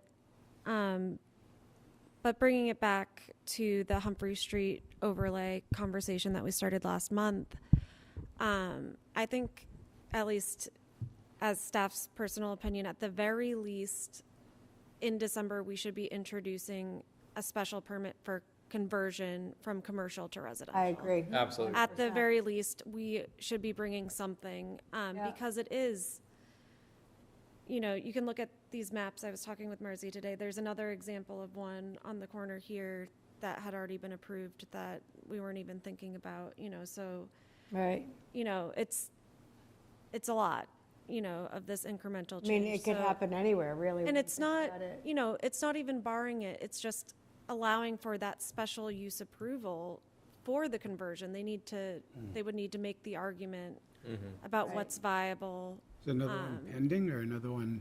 It's another one that was passed. It was past couple of years. Yeah, a couple It years was ago. I think it had been an old pharmacy Hair that had salon. for years. Yep. It was the collapsing Yeah, building right. that It got was the- propped up. Yeah, it was Yeah. it was a pharmacy, then it was a hair salon, then it was all kinds of, it's But, one, yeah. it was a Sand and brown surf. building, yes, right, Yeah. you got it. Yeah, it's an example where here on the 2016 land use map from the state was shown as mixed use, but is now completely residential, Right. as will be. And, I Defeat fear it. that could happen along, Yep. we also have absentee landlords that own big chunks of Humphrey Street, the non-ocean part of Humphrey Street, that just, aren't gonna care. So, they live out of state, that aren't involved at all in the development. So that concerns me as well, because, we So don't, you're not proposing a ban, though, you're proposing just a A special process. yeah, you're not proposing a ban, you're proposing a, Right, it's just a special permit for a Right. I mean, it is conversion. in a business zone. It's a B1 zone, so I think we kind of, the fact that we've allowed it to be all residential is something that's been exploited a lot over the past. Right, and I would say it's unusual for Yeah. commercial zoning to allow for residential. much. Normally zoning's more Yeah. exclusive, And I think a as lot you of get that- to higher some of that intensities. might have happened, anyway, it doesn't matter when I it mean, happened. do we have a sense of like what the town generally feels? Because I don't know if you saw, after our last meeting, there was I think the Tides wrote an article. And I thought that most of the comments that I saw were positive. The only negative comments that I really saw were people saying things like, basically like, well, why would you regulate what people can do with Yeah, their overreach. property? And my thought was sort of like, well, we do that through, Yeah, in but- most of the town, you can't build any businesses, so Right. Right. why should it be that you can only say that you can't have businesses here, and over here it has to be anything goes? Right. And I guess, I think this is like a good starting point, but the thing about this that concerns me is that I wonder what our criteria will be to evaluate, and if we don't think a project should go Right. Yeah, forward, can we say no? I wouldn't want us to say no, and then, and someone says, well, what's your standing? I'd rather have something that's a little stronger and says that, we have to preserve the mixed use, but I obviously don't want to go ahead and do that if that's, not something that's gonna be able to Or move there's forward. that hybrid that we talked about last time, which is if it's touching Humphrey Street, if it's like on Humphrey Street, like, Yes, yeah. having that criteria be different than something that might be a block off. Yeah. Usually the reasons are that people buy the buildings and they just want to flip it and convert it into something, and they don't want to deal with the commercial. But Like, how they're would not we- interested in What would doing our, that. what kind of Right, standing? so, would we well, have? the only thing we can do is go back to saying that, either we forbid it, we ban it altogether in commercial zones, or it's allowed with a special permit, and they have to be able to make a case as why this is more beneficial to the town than having a retail property there. I mean, Right, and there are different ways you can go about it, but potentially it could be however we decide to word it. They would need to provide an argument that ground floor commercial isn't a viable use, whether that's, they weren't able to rent it out for over a year, something like that, whether it's, the location of the specific building for ground floor commercial, something, whatever we would decide those criteria are, would be what they would be crafting their argument for with a special permit. and we would Somebody's need gotta to have come with that that area. developed before we have, Mid-September. before September. and what about, it's a mixed tax rate they have on that building, so they pay commercial tax rate on the commercial space, and they pay, or do they pay commercial tax on the whole building? And then it switches if I'm not sure, I'd have to ask the assessor's office, Yeah. like, what they do with that. And commercial is more expensive, right? Oh, yeah. Yeah. Quite a bit more. So it would be a benefit to them if they were flipping it to Well, I mean, flip that- it to residential. That's interesting, if the building sits in all commercial, It should be a commercial. then that regulation, But they're allowed to have, by right, they're allowed to have residences on upper floors anyway, right? So I don't know what they're Yeah. paying.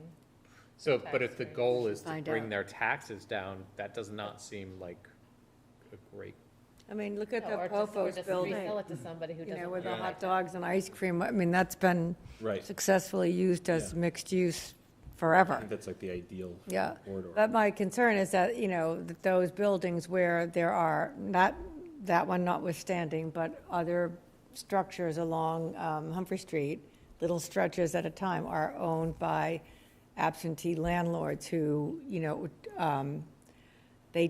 they're not bought into having, Oh, yeah, definitely, right. be So able that's to what I'm saying, maintain it. is like, I wouldn't, you couldn't lease it for a year, well, if you're absentee, do you even really they don't care. care? I think what Yeah. I would And they don't want to prefer deal with it. see is that is it possible, like, can we have a special permit that's just a completely discretionary special permit, and they can apply for the special permit to have the the residential, and that's the way it would work. So the default is, because I think the intent of the bylaw was that the default would, that you really. Right, all residential would be Right. special like- permit like rather a than a conversion. Hole in the zoning bylaw. Yeah, Got you.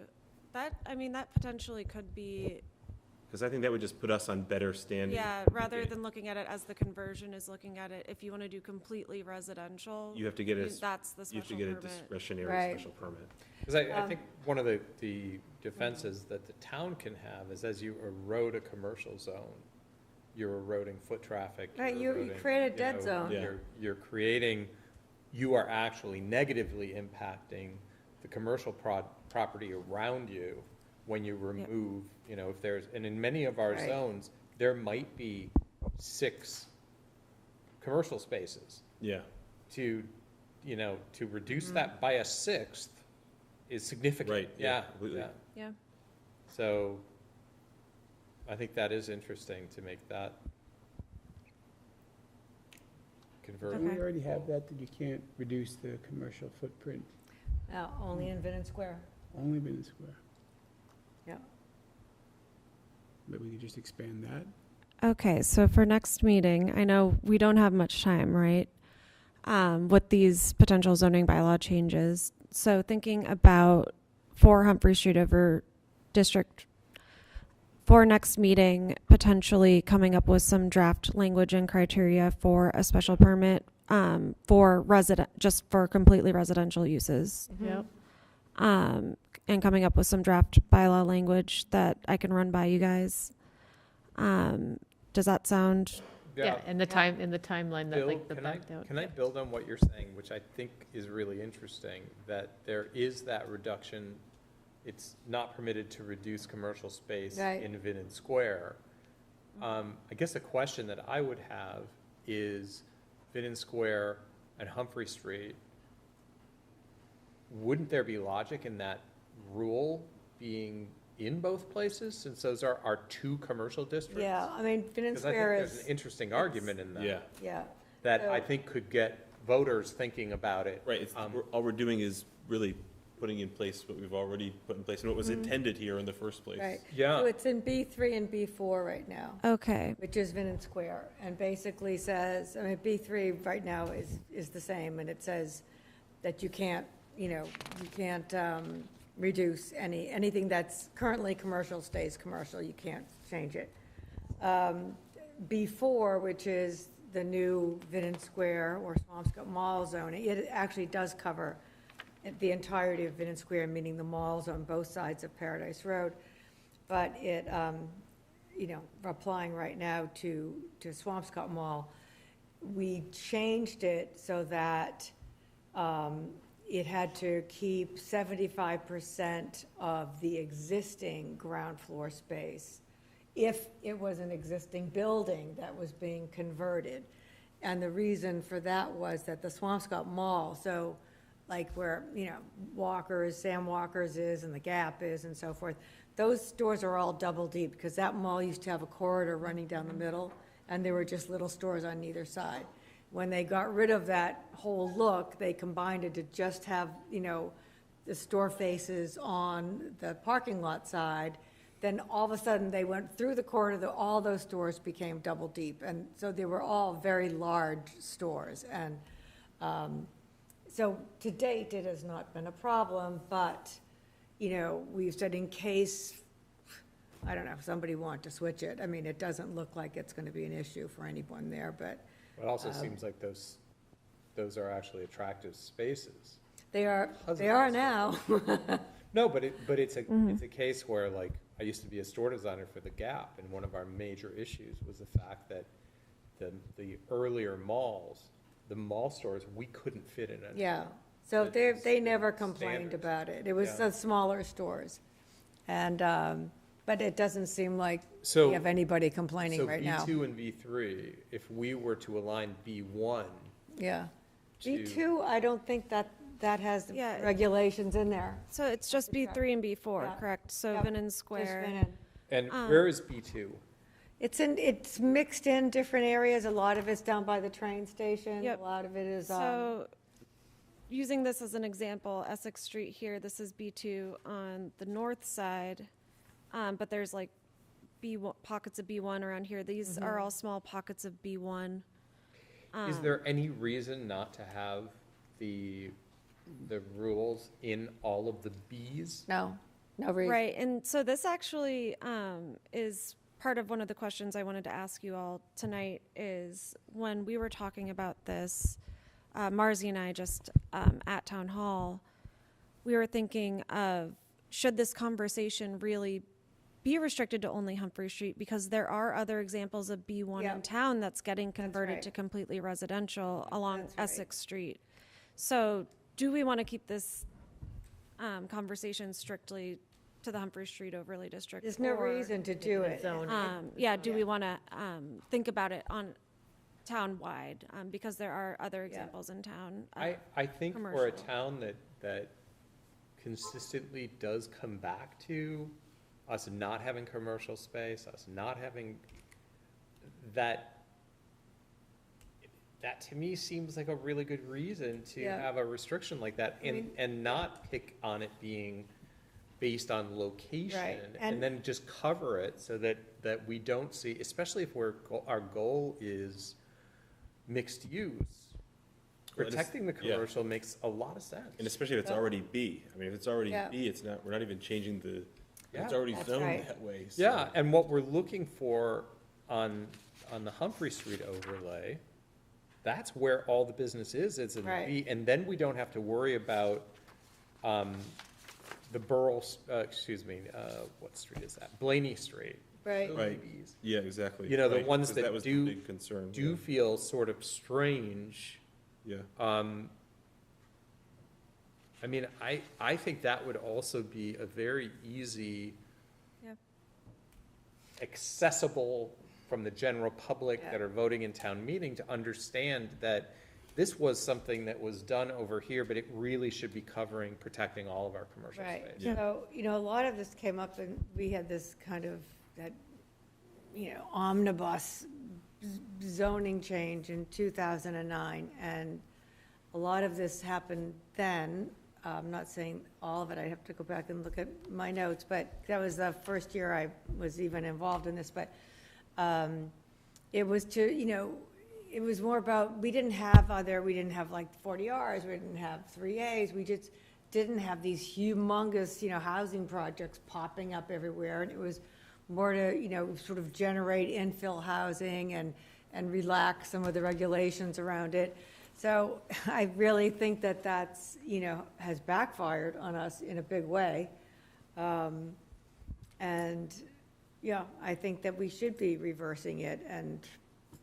But it's not limiting the residential that's No. above. It's just saying what's already there Right. doesn't go away. Yeah, that's correct. That's correct. Yeah. So Krista, do you want to get us some language? I think that, I wish I could Yeah. find the old zoning. Yeah, and I can do it for, B1 and B2 to Yeah. be in line That'd be with what we great. already have for B3 and B4. And I think, I think that there will be a pretty reasonable argument for that to preserve, we can run the numbers for, I mean, we're how always many talking commercial about properties we commercial base, have. Commercial base. It's but not that commercial- many, I mean, yeah. Yeah, yeah, Yes, so for next meeting, we can I'll get some draft language. We Great. can talk through it, Okay. refine it, and figure that out, talk through any potential scenarios, things like that. But Okay. we can get that discussion started so that moving forward, if everything looks good, we can do that community engagement. Great. And I will have all of the timelines for what we'll need to do to get on that warrant. Great. And Timelines will everything be for great. that meeting as well. So we can talk through, and we'll have, some draft language to review as well. But Carissa, this also feels, shifting it from the Humphrey Street overlay to the B1 and B2 also aligns really nicely with the commuter rail 4R. Yep, Because that whole conversation can be, these changes are being made to assure that this doesn't become, Yeah. a giant housing project. Right. It's really about the mixed use and the commercial and maintaining that's correct. and valuing our commercial Makes That's space. right. sense. Mixed Yeah. use is critical for, small neighborhoods, for you should write that down for just, town meeting. Oh, I'll remember. Okay. He's But good at that stuff. But it is, I think that alignment is great. Yeah, Yeah. I do too. I do too. Great. So I will get working on that, and for next meeting, we can continue the conversation. Excellent. And refine it, and we will have all the deadlines and timeline for you guys Okay. as well, for what that will look like. One quick question, just looking at some of the 3A is already overlaying some of the B. Is Yep. that a problem then? Like, does 3A allow business? It does, it allows mixed use, yep. And that came up That was a change because- recently, right? That was one of their later changes. They Yeah, changed, we started working on the zoning and supposedly with the draft guidelines, in place. And over the following year, those guidelines were constantly an article. shifting. And we, that was our issue was, we have spent hours on this already. How many more, when are you going to be done? When is that goal? And they said, well, whenever you began the process, whenever we started working with Bowler, we were able to continue under those guidelines, even though something like being able to allow mixed use, which initially wasn't allowed. remember that, yeah. And also being able to respect our inclusionary zoning, which they at first said no, because anything that was going to detract or discourage an investor, a builder, from building, like you have to have affordable, Yeah, right. they didn't want. They didn't want anything in the way of somebody who wanted to go and build. Yeah. So, but then that shifted as well, that's all good. Right, but that's a really good point, right? So it's an overlay. So what we'll be proposing will be for the underlying district. So the 3A district to comply will still Right. kind of override what we're talking about for that specific Got it. overlay over the B1. But Yep. we still, changing the underlying, it will just, the MBTA overlay will override it by allowing by right Got it. on top of it, Yeah. if that makes sense. Just as a question, is there talk of expanding the 3A requirements or What do you mean, the State requirements? level? at the state level? I I mean, have no idea. I'm not sure. No, but I because mean, so many of us the- have zoning in place now. and, is the it's like- thought of just the expansion of the 3A, was that to like get ahead of the game, or was it that the goal is worthy, but we could also do the goal through 40R, we just need to figure out what's going to be the easiest? Yeah, it was figuring out the best mechanism Right. for Okay. allowing for mixed use. 40R it's all about affordability. Yeah. And when you build these things, and as you build them, the state actually reimburses you for every unit that gets built. Yeah. Because it's specifically targeted at, at a population that needs help with affordability. So, and the regulations are pretty rigid in terms of, design, number of units per acre. I mean, it's a process, but Do we know, I have no idea, but does the town know how well the Elm Place occupancy is? Was that a very, I understood that it's pretty full. It's, Yeah, I don't have the exact numbers, but that's, I see the commuters. I mean, it makes me Yeah. really happy when I get off the train or when I get on the train and I'm watching a considerable amount of people Yeah. walking to the train station Yeah.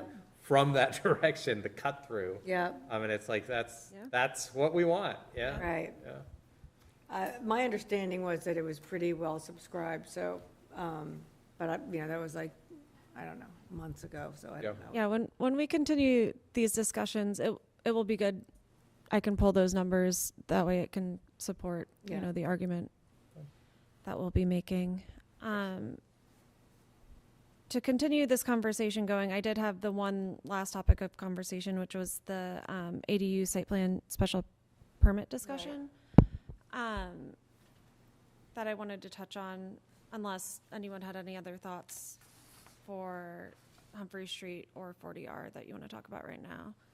Otherwise, I'll get moving internally, and next month Yeah. we'll have Okay. a lot more to talk about, Beautiful. and that timeline together, so we can continue to ideally shoot for December. We'll also have had that conversation with MAPC, so potentially we could have some technical assistance on some of these as well, which would be really helpful because there's not that much staff capacity, but we're trying our best.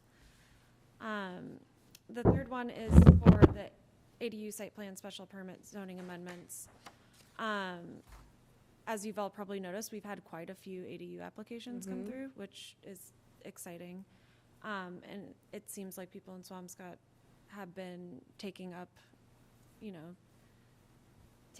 permitting, once they're Yeah. allowed it. We've had quite a few come before us, which is a good thing.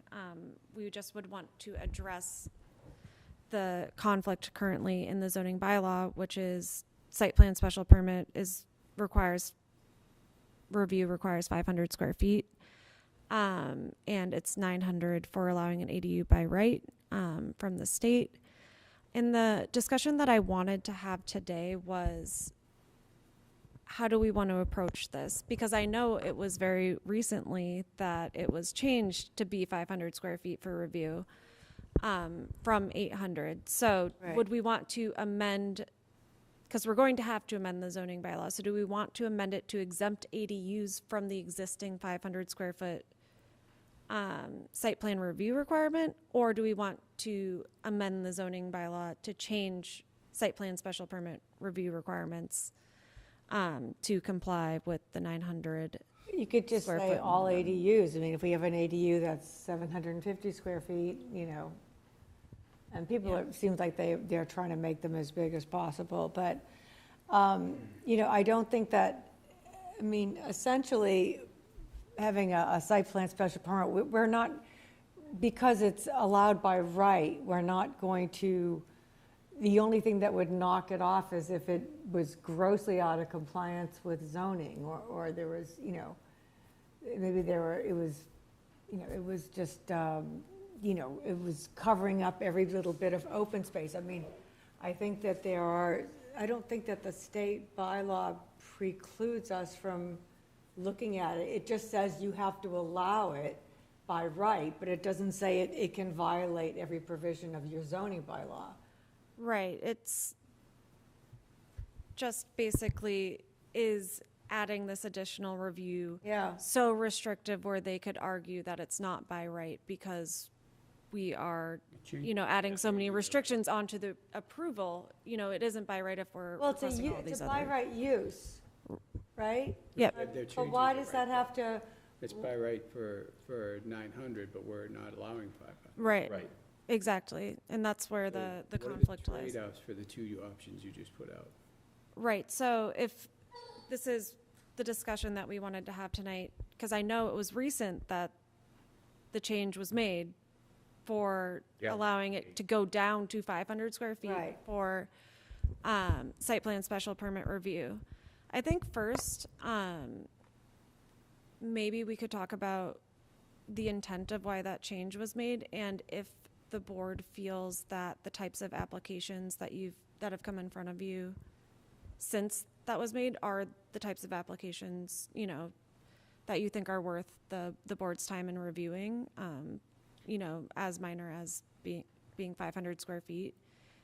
Because, it is relatively unusual. Looking at other towns around us, some municipalities do go down to as small as 500 square feet. Specifically, Nahant does, and Marblehead in their Shoreline Harborfront District. But other than that, most of the surrounding towns around us require 1,000 square feet for site Right. plan review. So I can talk to this because I'm the one that fought for this. Okay, yeah, no, I'm very curious The to know. 500 square feet had to do with the density right? of the town. It definitely and the- does. And the huge number of non-conforming lots. Yeah. And that as we reviewed it, 1,000 square, I think it was set at 1,000 before. It It was 800 Eight- before. 800. It was very easy for that to, in many situations and in many areas of town, be the doubling of a house. Yeah. So it really had to do with adjacencies Yep. because of the non-conforming lots. Setbacks. And that's why we came to it. And we came to it after a lot of discussion because Right. Yep. it felt really restrictive, but you know, and I still agree with myself that we've seen so many situations where what isn't a huge addition really impacts neighboring structures. Yep, I agree and with, so forth.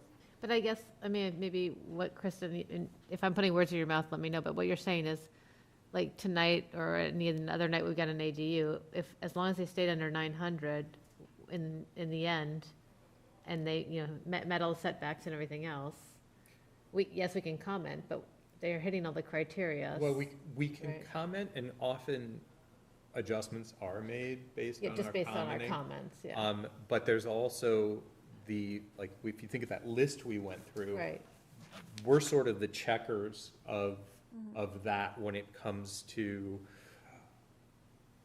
the list. and we're a I can't coastal remember. community, Well, like if but I just- somebody's in a flood zone, then. but if they checked it all off, and they said. I don't think we can't have special permit for an ADU that's under No. 900.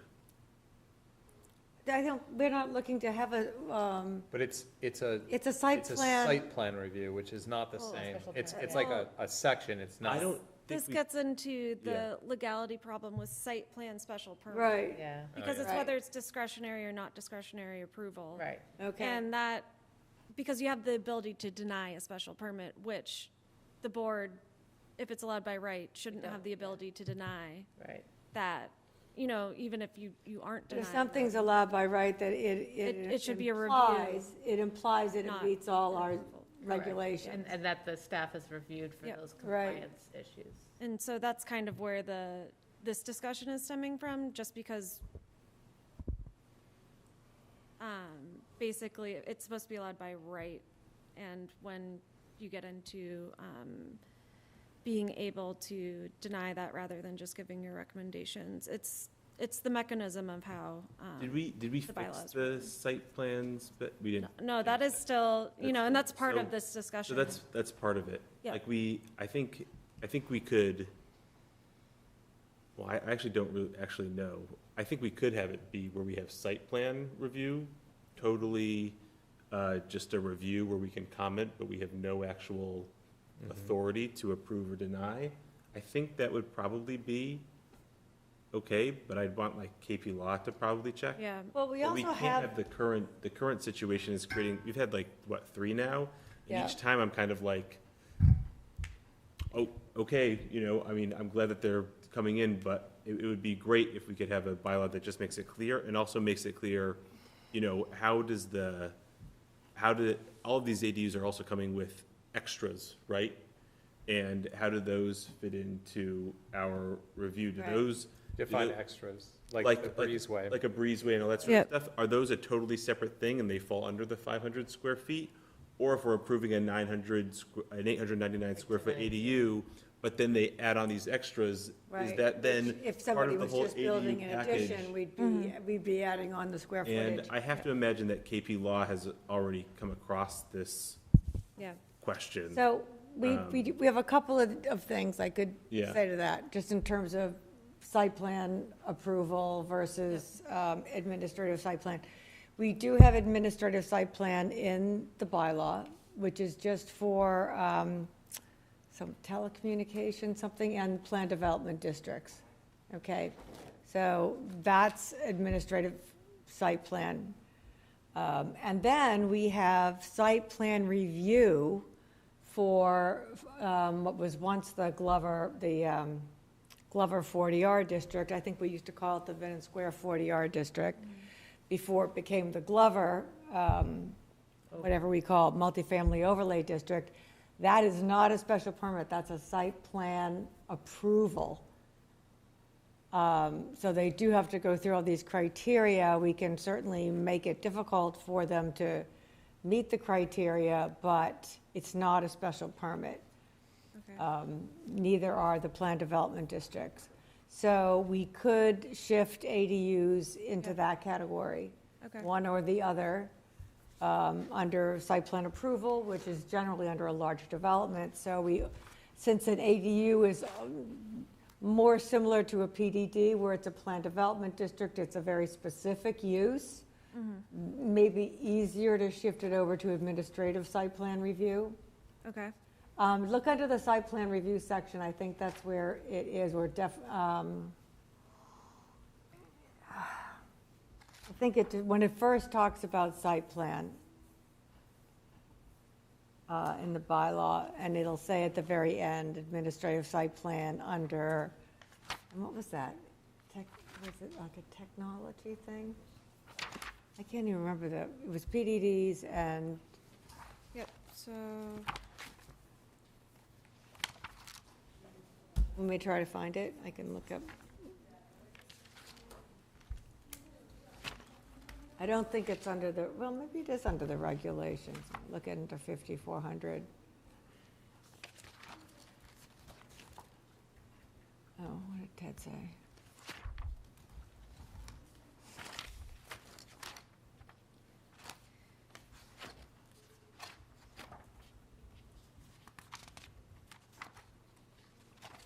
just want to make sure I'm looking at the right.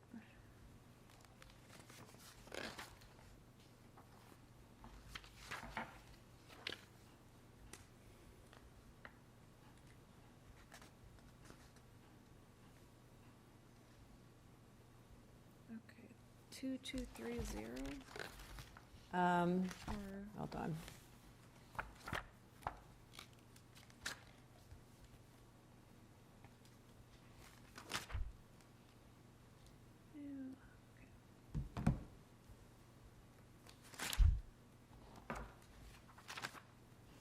I'm thinking it wouldn't be under 5400, would it? I haven't looked yet. Of course, I don't have internet here. Okay. sorry, okay, 5410.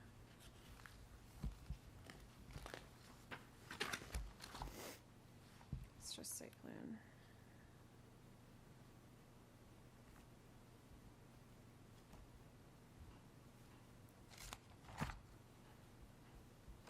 Right, because I was under the impression that there was no site plan review, it's site plan special permit The site plan approval approval. and administrative site plan review.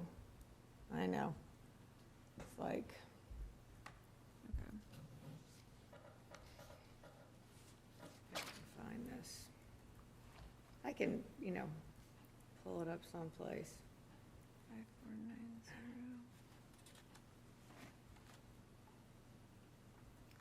I don't know why I can't get into this anymore. You know what the password is in here? I don't. It used to be so easy. Yes, it's capital, sorry, exclamation point, capital SHS. Exclamation? Yeah, at the beginning, Okay. exclamation point, then SHS, all capital, at, the at sign, Yeah, 2017. Yeah. great, thanks. Yep, great, it worked.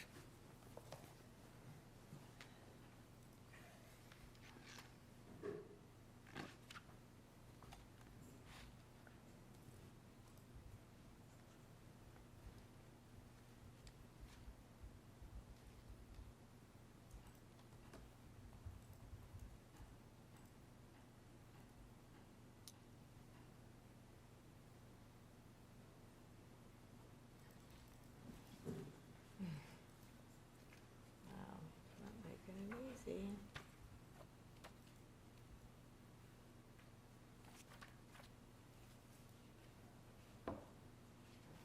Krista, have we spoken to KP Law at all about this, or? Only when we were proposing the administrative site plan special permit approval, because that's where they brought up the potential hesitations with site plan special permit in general as an approval, especially for an administrative approval. Yeah. So we have spoken to them about that, but not about this specifically yet. So what we can do is take a look and basically prepare some sort of administrative, site plan review language for ADUs rather than site plan special permit, Yeah, in the ADU section of the bylaw, Find it. and see what KP Law has to say about how that meets the requirements. yeah, let's, if that works for everybody, let's see if Yeah. KP Law can get us like a, Yeah, just like a short memo on just what kind of review is actually allowed, given the statute. Okay. right. 'Cause I don't want someone to come in here and file for an ADU and we impose conditions or deny it, Exactly. Yep. Right. turn around and have, you know, I want all of our decisions to have like a sound footing. Well, it's funny, because in here we have, like, oh, there's a second SPR. So our code, you know, in our key, we say SPR is a use authorized as a matter of right, subject to plan review. We have it for multifamily dwelling units, but we don't show it for the accessory dwelling units. It's only used twice, that SPR designation. 160, B3 for parking structures. And multifamily. More than 8 units. In B4 only, yeah. I think that's probably the next step, right? Yep. Kind of regardless of what we have Yeah. in our bylaw, we need someone to tell us what we can legally Yeah. So, approve and at what thresholds. and it makes sense, and I appreciate the board sharing the context as to why the 500 exists, because I know that was a recent change.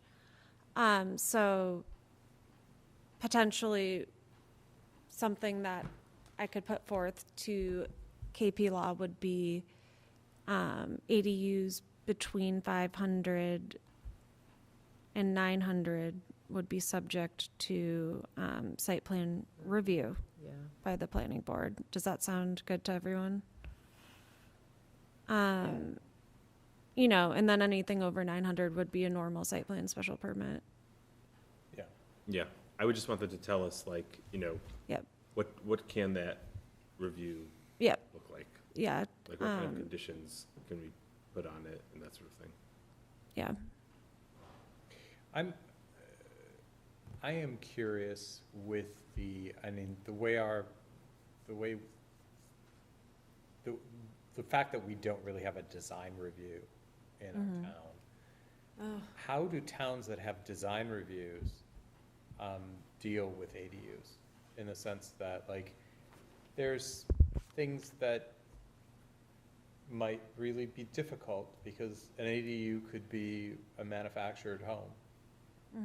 And there's no reason. So if it's by if it's by right, today's project in the front yard could have been a mobile home, Yeah, I mean, a it's 900 square foot mobile home. state statute, you Yeah. know? But if you have a design review that relates to aesthetic, then, you know, until this one, it had never crossed my mind that anyone would ever put an ADU in the front yard. So, Yeah. you know, at what point in time are towns allowed to have aesthetic reviews, or is this overriding that when it comes to an ADU? I mean, that's something I can look into for Yeah. the next meeting. A lot of towns have design review. Yeah. I have so many examples I pulled ages ago. But when we brought that up, we didn't have any Mm-hmm. professional staff that was able to But I think that do there, that, and now we do. but I also think that there's, Yeah, what are you may they? be opening the door for this, Yeah, because it may be the only way is to design. yeah. Um, And that's part of, when I prepare the question for KP Law, you know, has a line been established, you know, by other yeah, municipalities for enforcement, you know, what is allowable and what's not? because I mean, I've Yeah. done projects in towns where they are doing design review on property that's not visible, or on projects that are not visible from the public way. Yeah, I That don't. stands in California. Yeah, I don't think, you know, having an ADU be subject to design guidelines necessarily is, limiting it by right use, right? 'Cause that by right is a use by right. Right, yeah, so the ADU, 900 square feet, the use is allowed by right. So you can still review what it looks like, as long as you're not being so prohibitive that it can't be built. But again, it's a review, it's not a permit that you're granting. So it would be allowed by right, and then you can regulate, how it looks within the design guidelines that, the town has adopted. But when it's a special permit, and you have the possibility of denying it, I think that's where our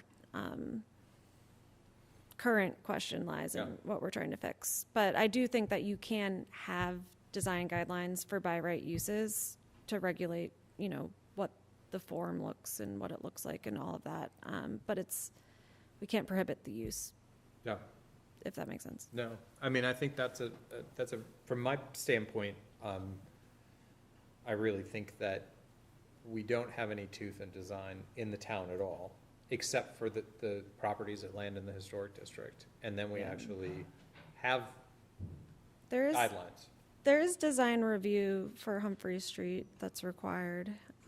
But the residential, Yeah, that's, the residential's the use, the use end of it, and, what's uses are allowed in the district, what aren't. But the design review gets triggered in terms of what does it look like from the planning board.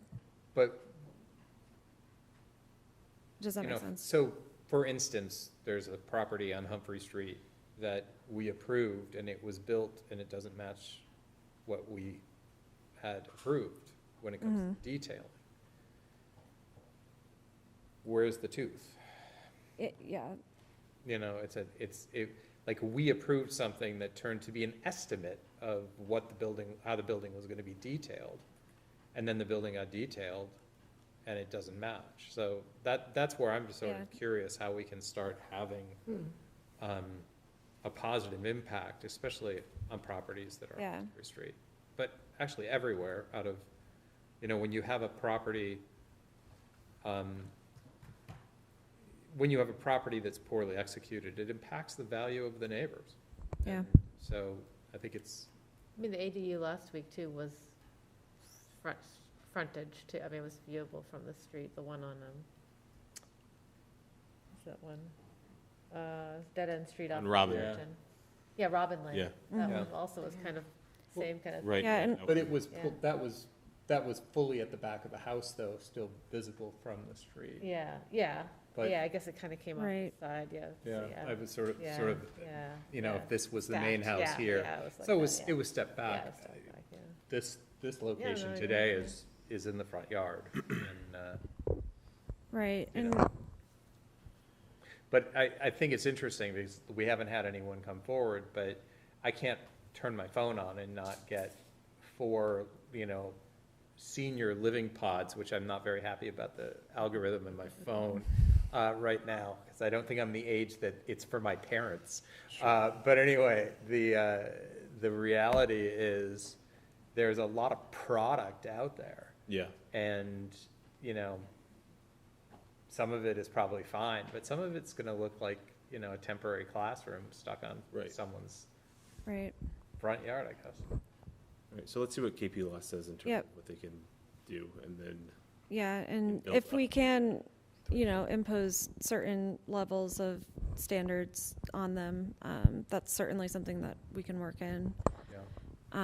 Especially, if they're going to be visible from the street, and things like that, that could be potentially something that we could work in as well. It's also very confusing, still certainly to me, and it's going to be if we have to put this out in front of any town meeting or anything. The special permit, the site permit, the special permit site, all these things that sound the same, but they're not. Yeah. And then what's the 500 really mean? Does that mean site plan, special, where does like a chart or something? I'm not sure, but the best way to kind of lay everything out so it's kind of intuitive. Yeah. No, that's a good point, and that's something that we could work on in like an easily understandable table of, you know, what type of review and approval is this and when does it apply? I think, especially when we're getting to the point of community engagement, we definitely can make those graphics so that it's, you know, easily understandable, because this is very dense and there's a lot going on in here that I can imagine would be very confusing. And I think also where the 500 and 900 falls into that chart. And I know there's a lot of debate about it either way, and what KP law says will tell us if it's even allowed, what we're considering or not, right? Yeah. And then maybe we have special section of the chart for 500s and special section for 900s. Yeah. And tonight was under 900, right? It was Kind of. Kind of. Yeah, it was Yeah, right. kind of. 500. technically under 900. Technically, it wasn't. But the The breezeway breezeway put and it the over. covered porch Yeah. were not Yeah. included in the calculation. Right. So when does the 500 rear its head? Yeah, and that's something I know was mentioned earlier, when it includes other things, Right. you know,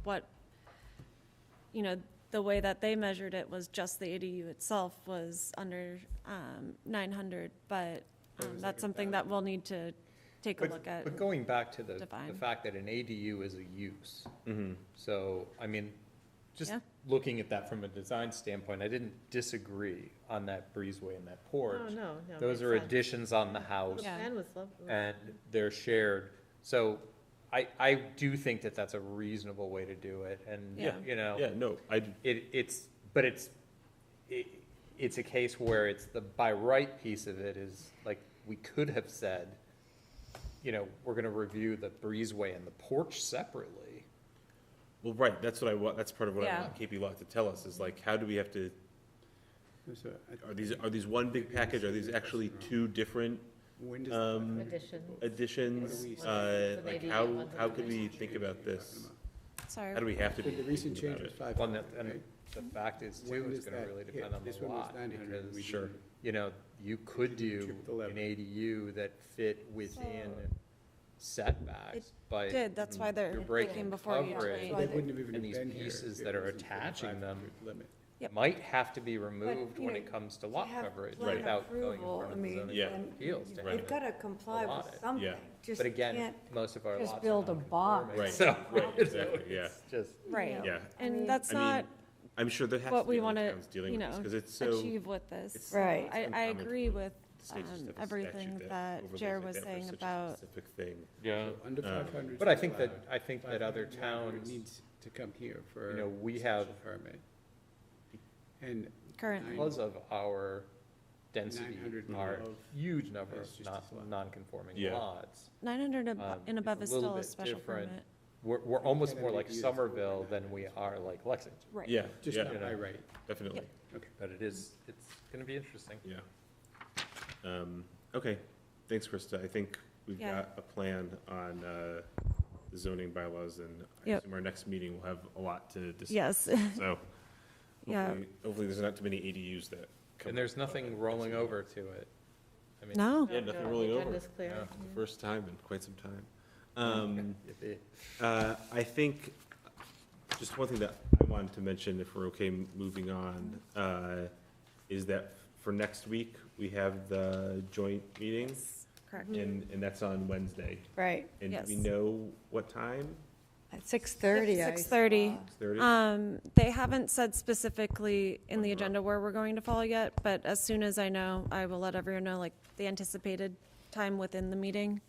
Okay, Because the consultant wants to know that as well, so. yeah, yeah, of course. And can that be, I have a problem out of town, can that be done Yep. by Zoom? Yeah, so just, don't so know I if believe I already sent you guys the Zoom, the Teams link to the meeting. Just let me know if you're going to be in person or not, because we're going to set up the room for whoever's planning to be there in person. Yeah, But I'm planning Yep. to be there. you are Oh, totally, that's the 17th? yes, Yeah. correct. Oh, perfect, I'll be here, Okay, in person? in person. Okay. Yeah, if you're planning to be here in person, just let me know so Shannon and I can set up the room to accommodate everyone. Consider yourself notified. Okay. And this is, So everyone is in person except for Yeah, I Ariane? can't, Okay. because I've got Okay. a kid graduating. Oh, yeah, that's important. Yeah. completely understandable. Well, 8th grade, not real graduation. This is Okay. recorded. Unless anyone has anything else, do I have a motion to adjourn? So moved. Second? Second. All those in favor? Aye.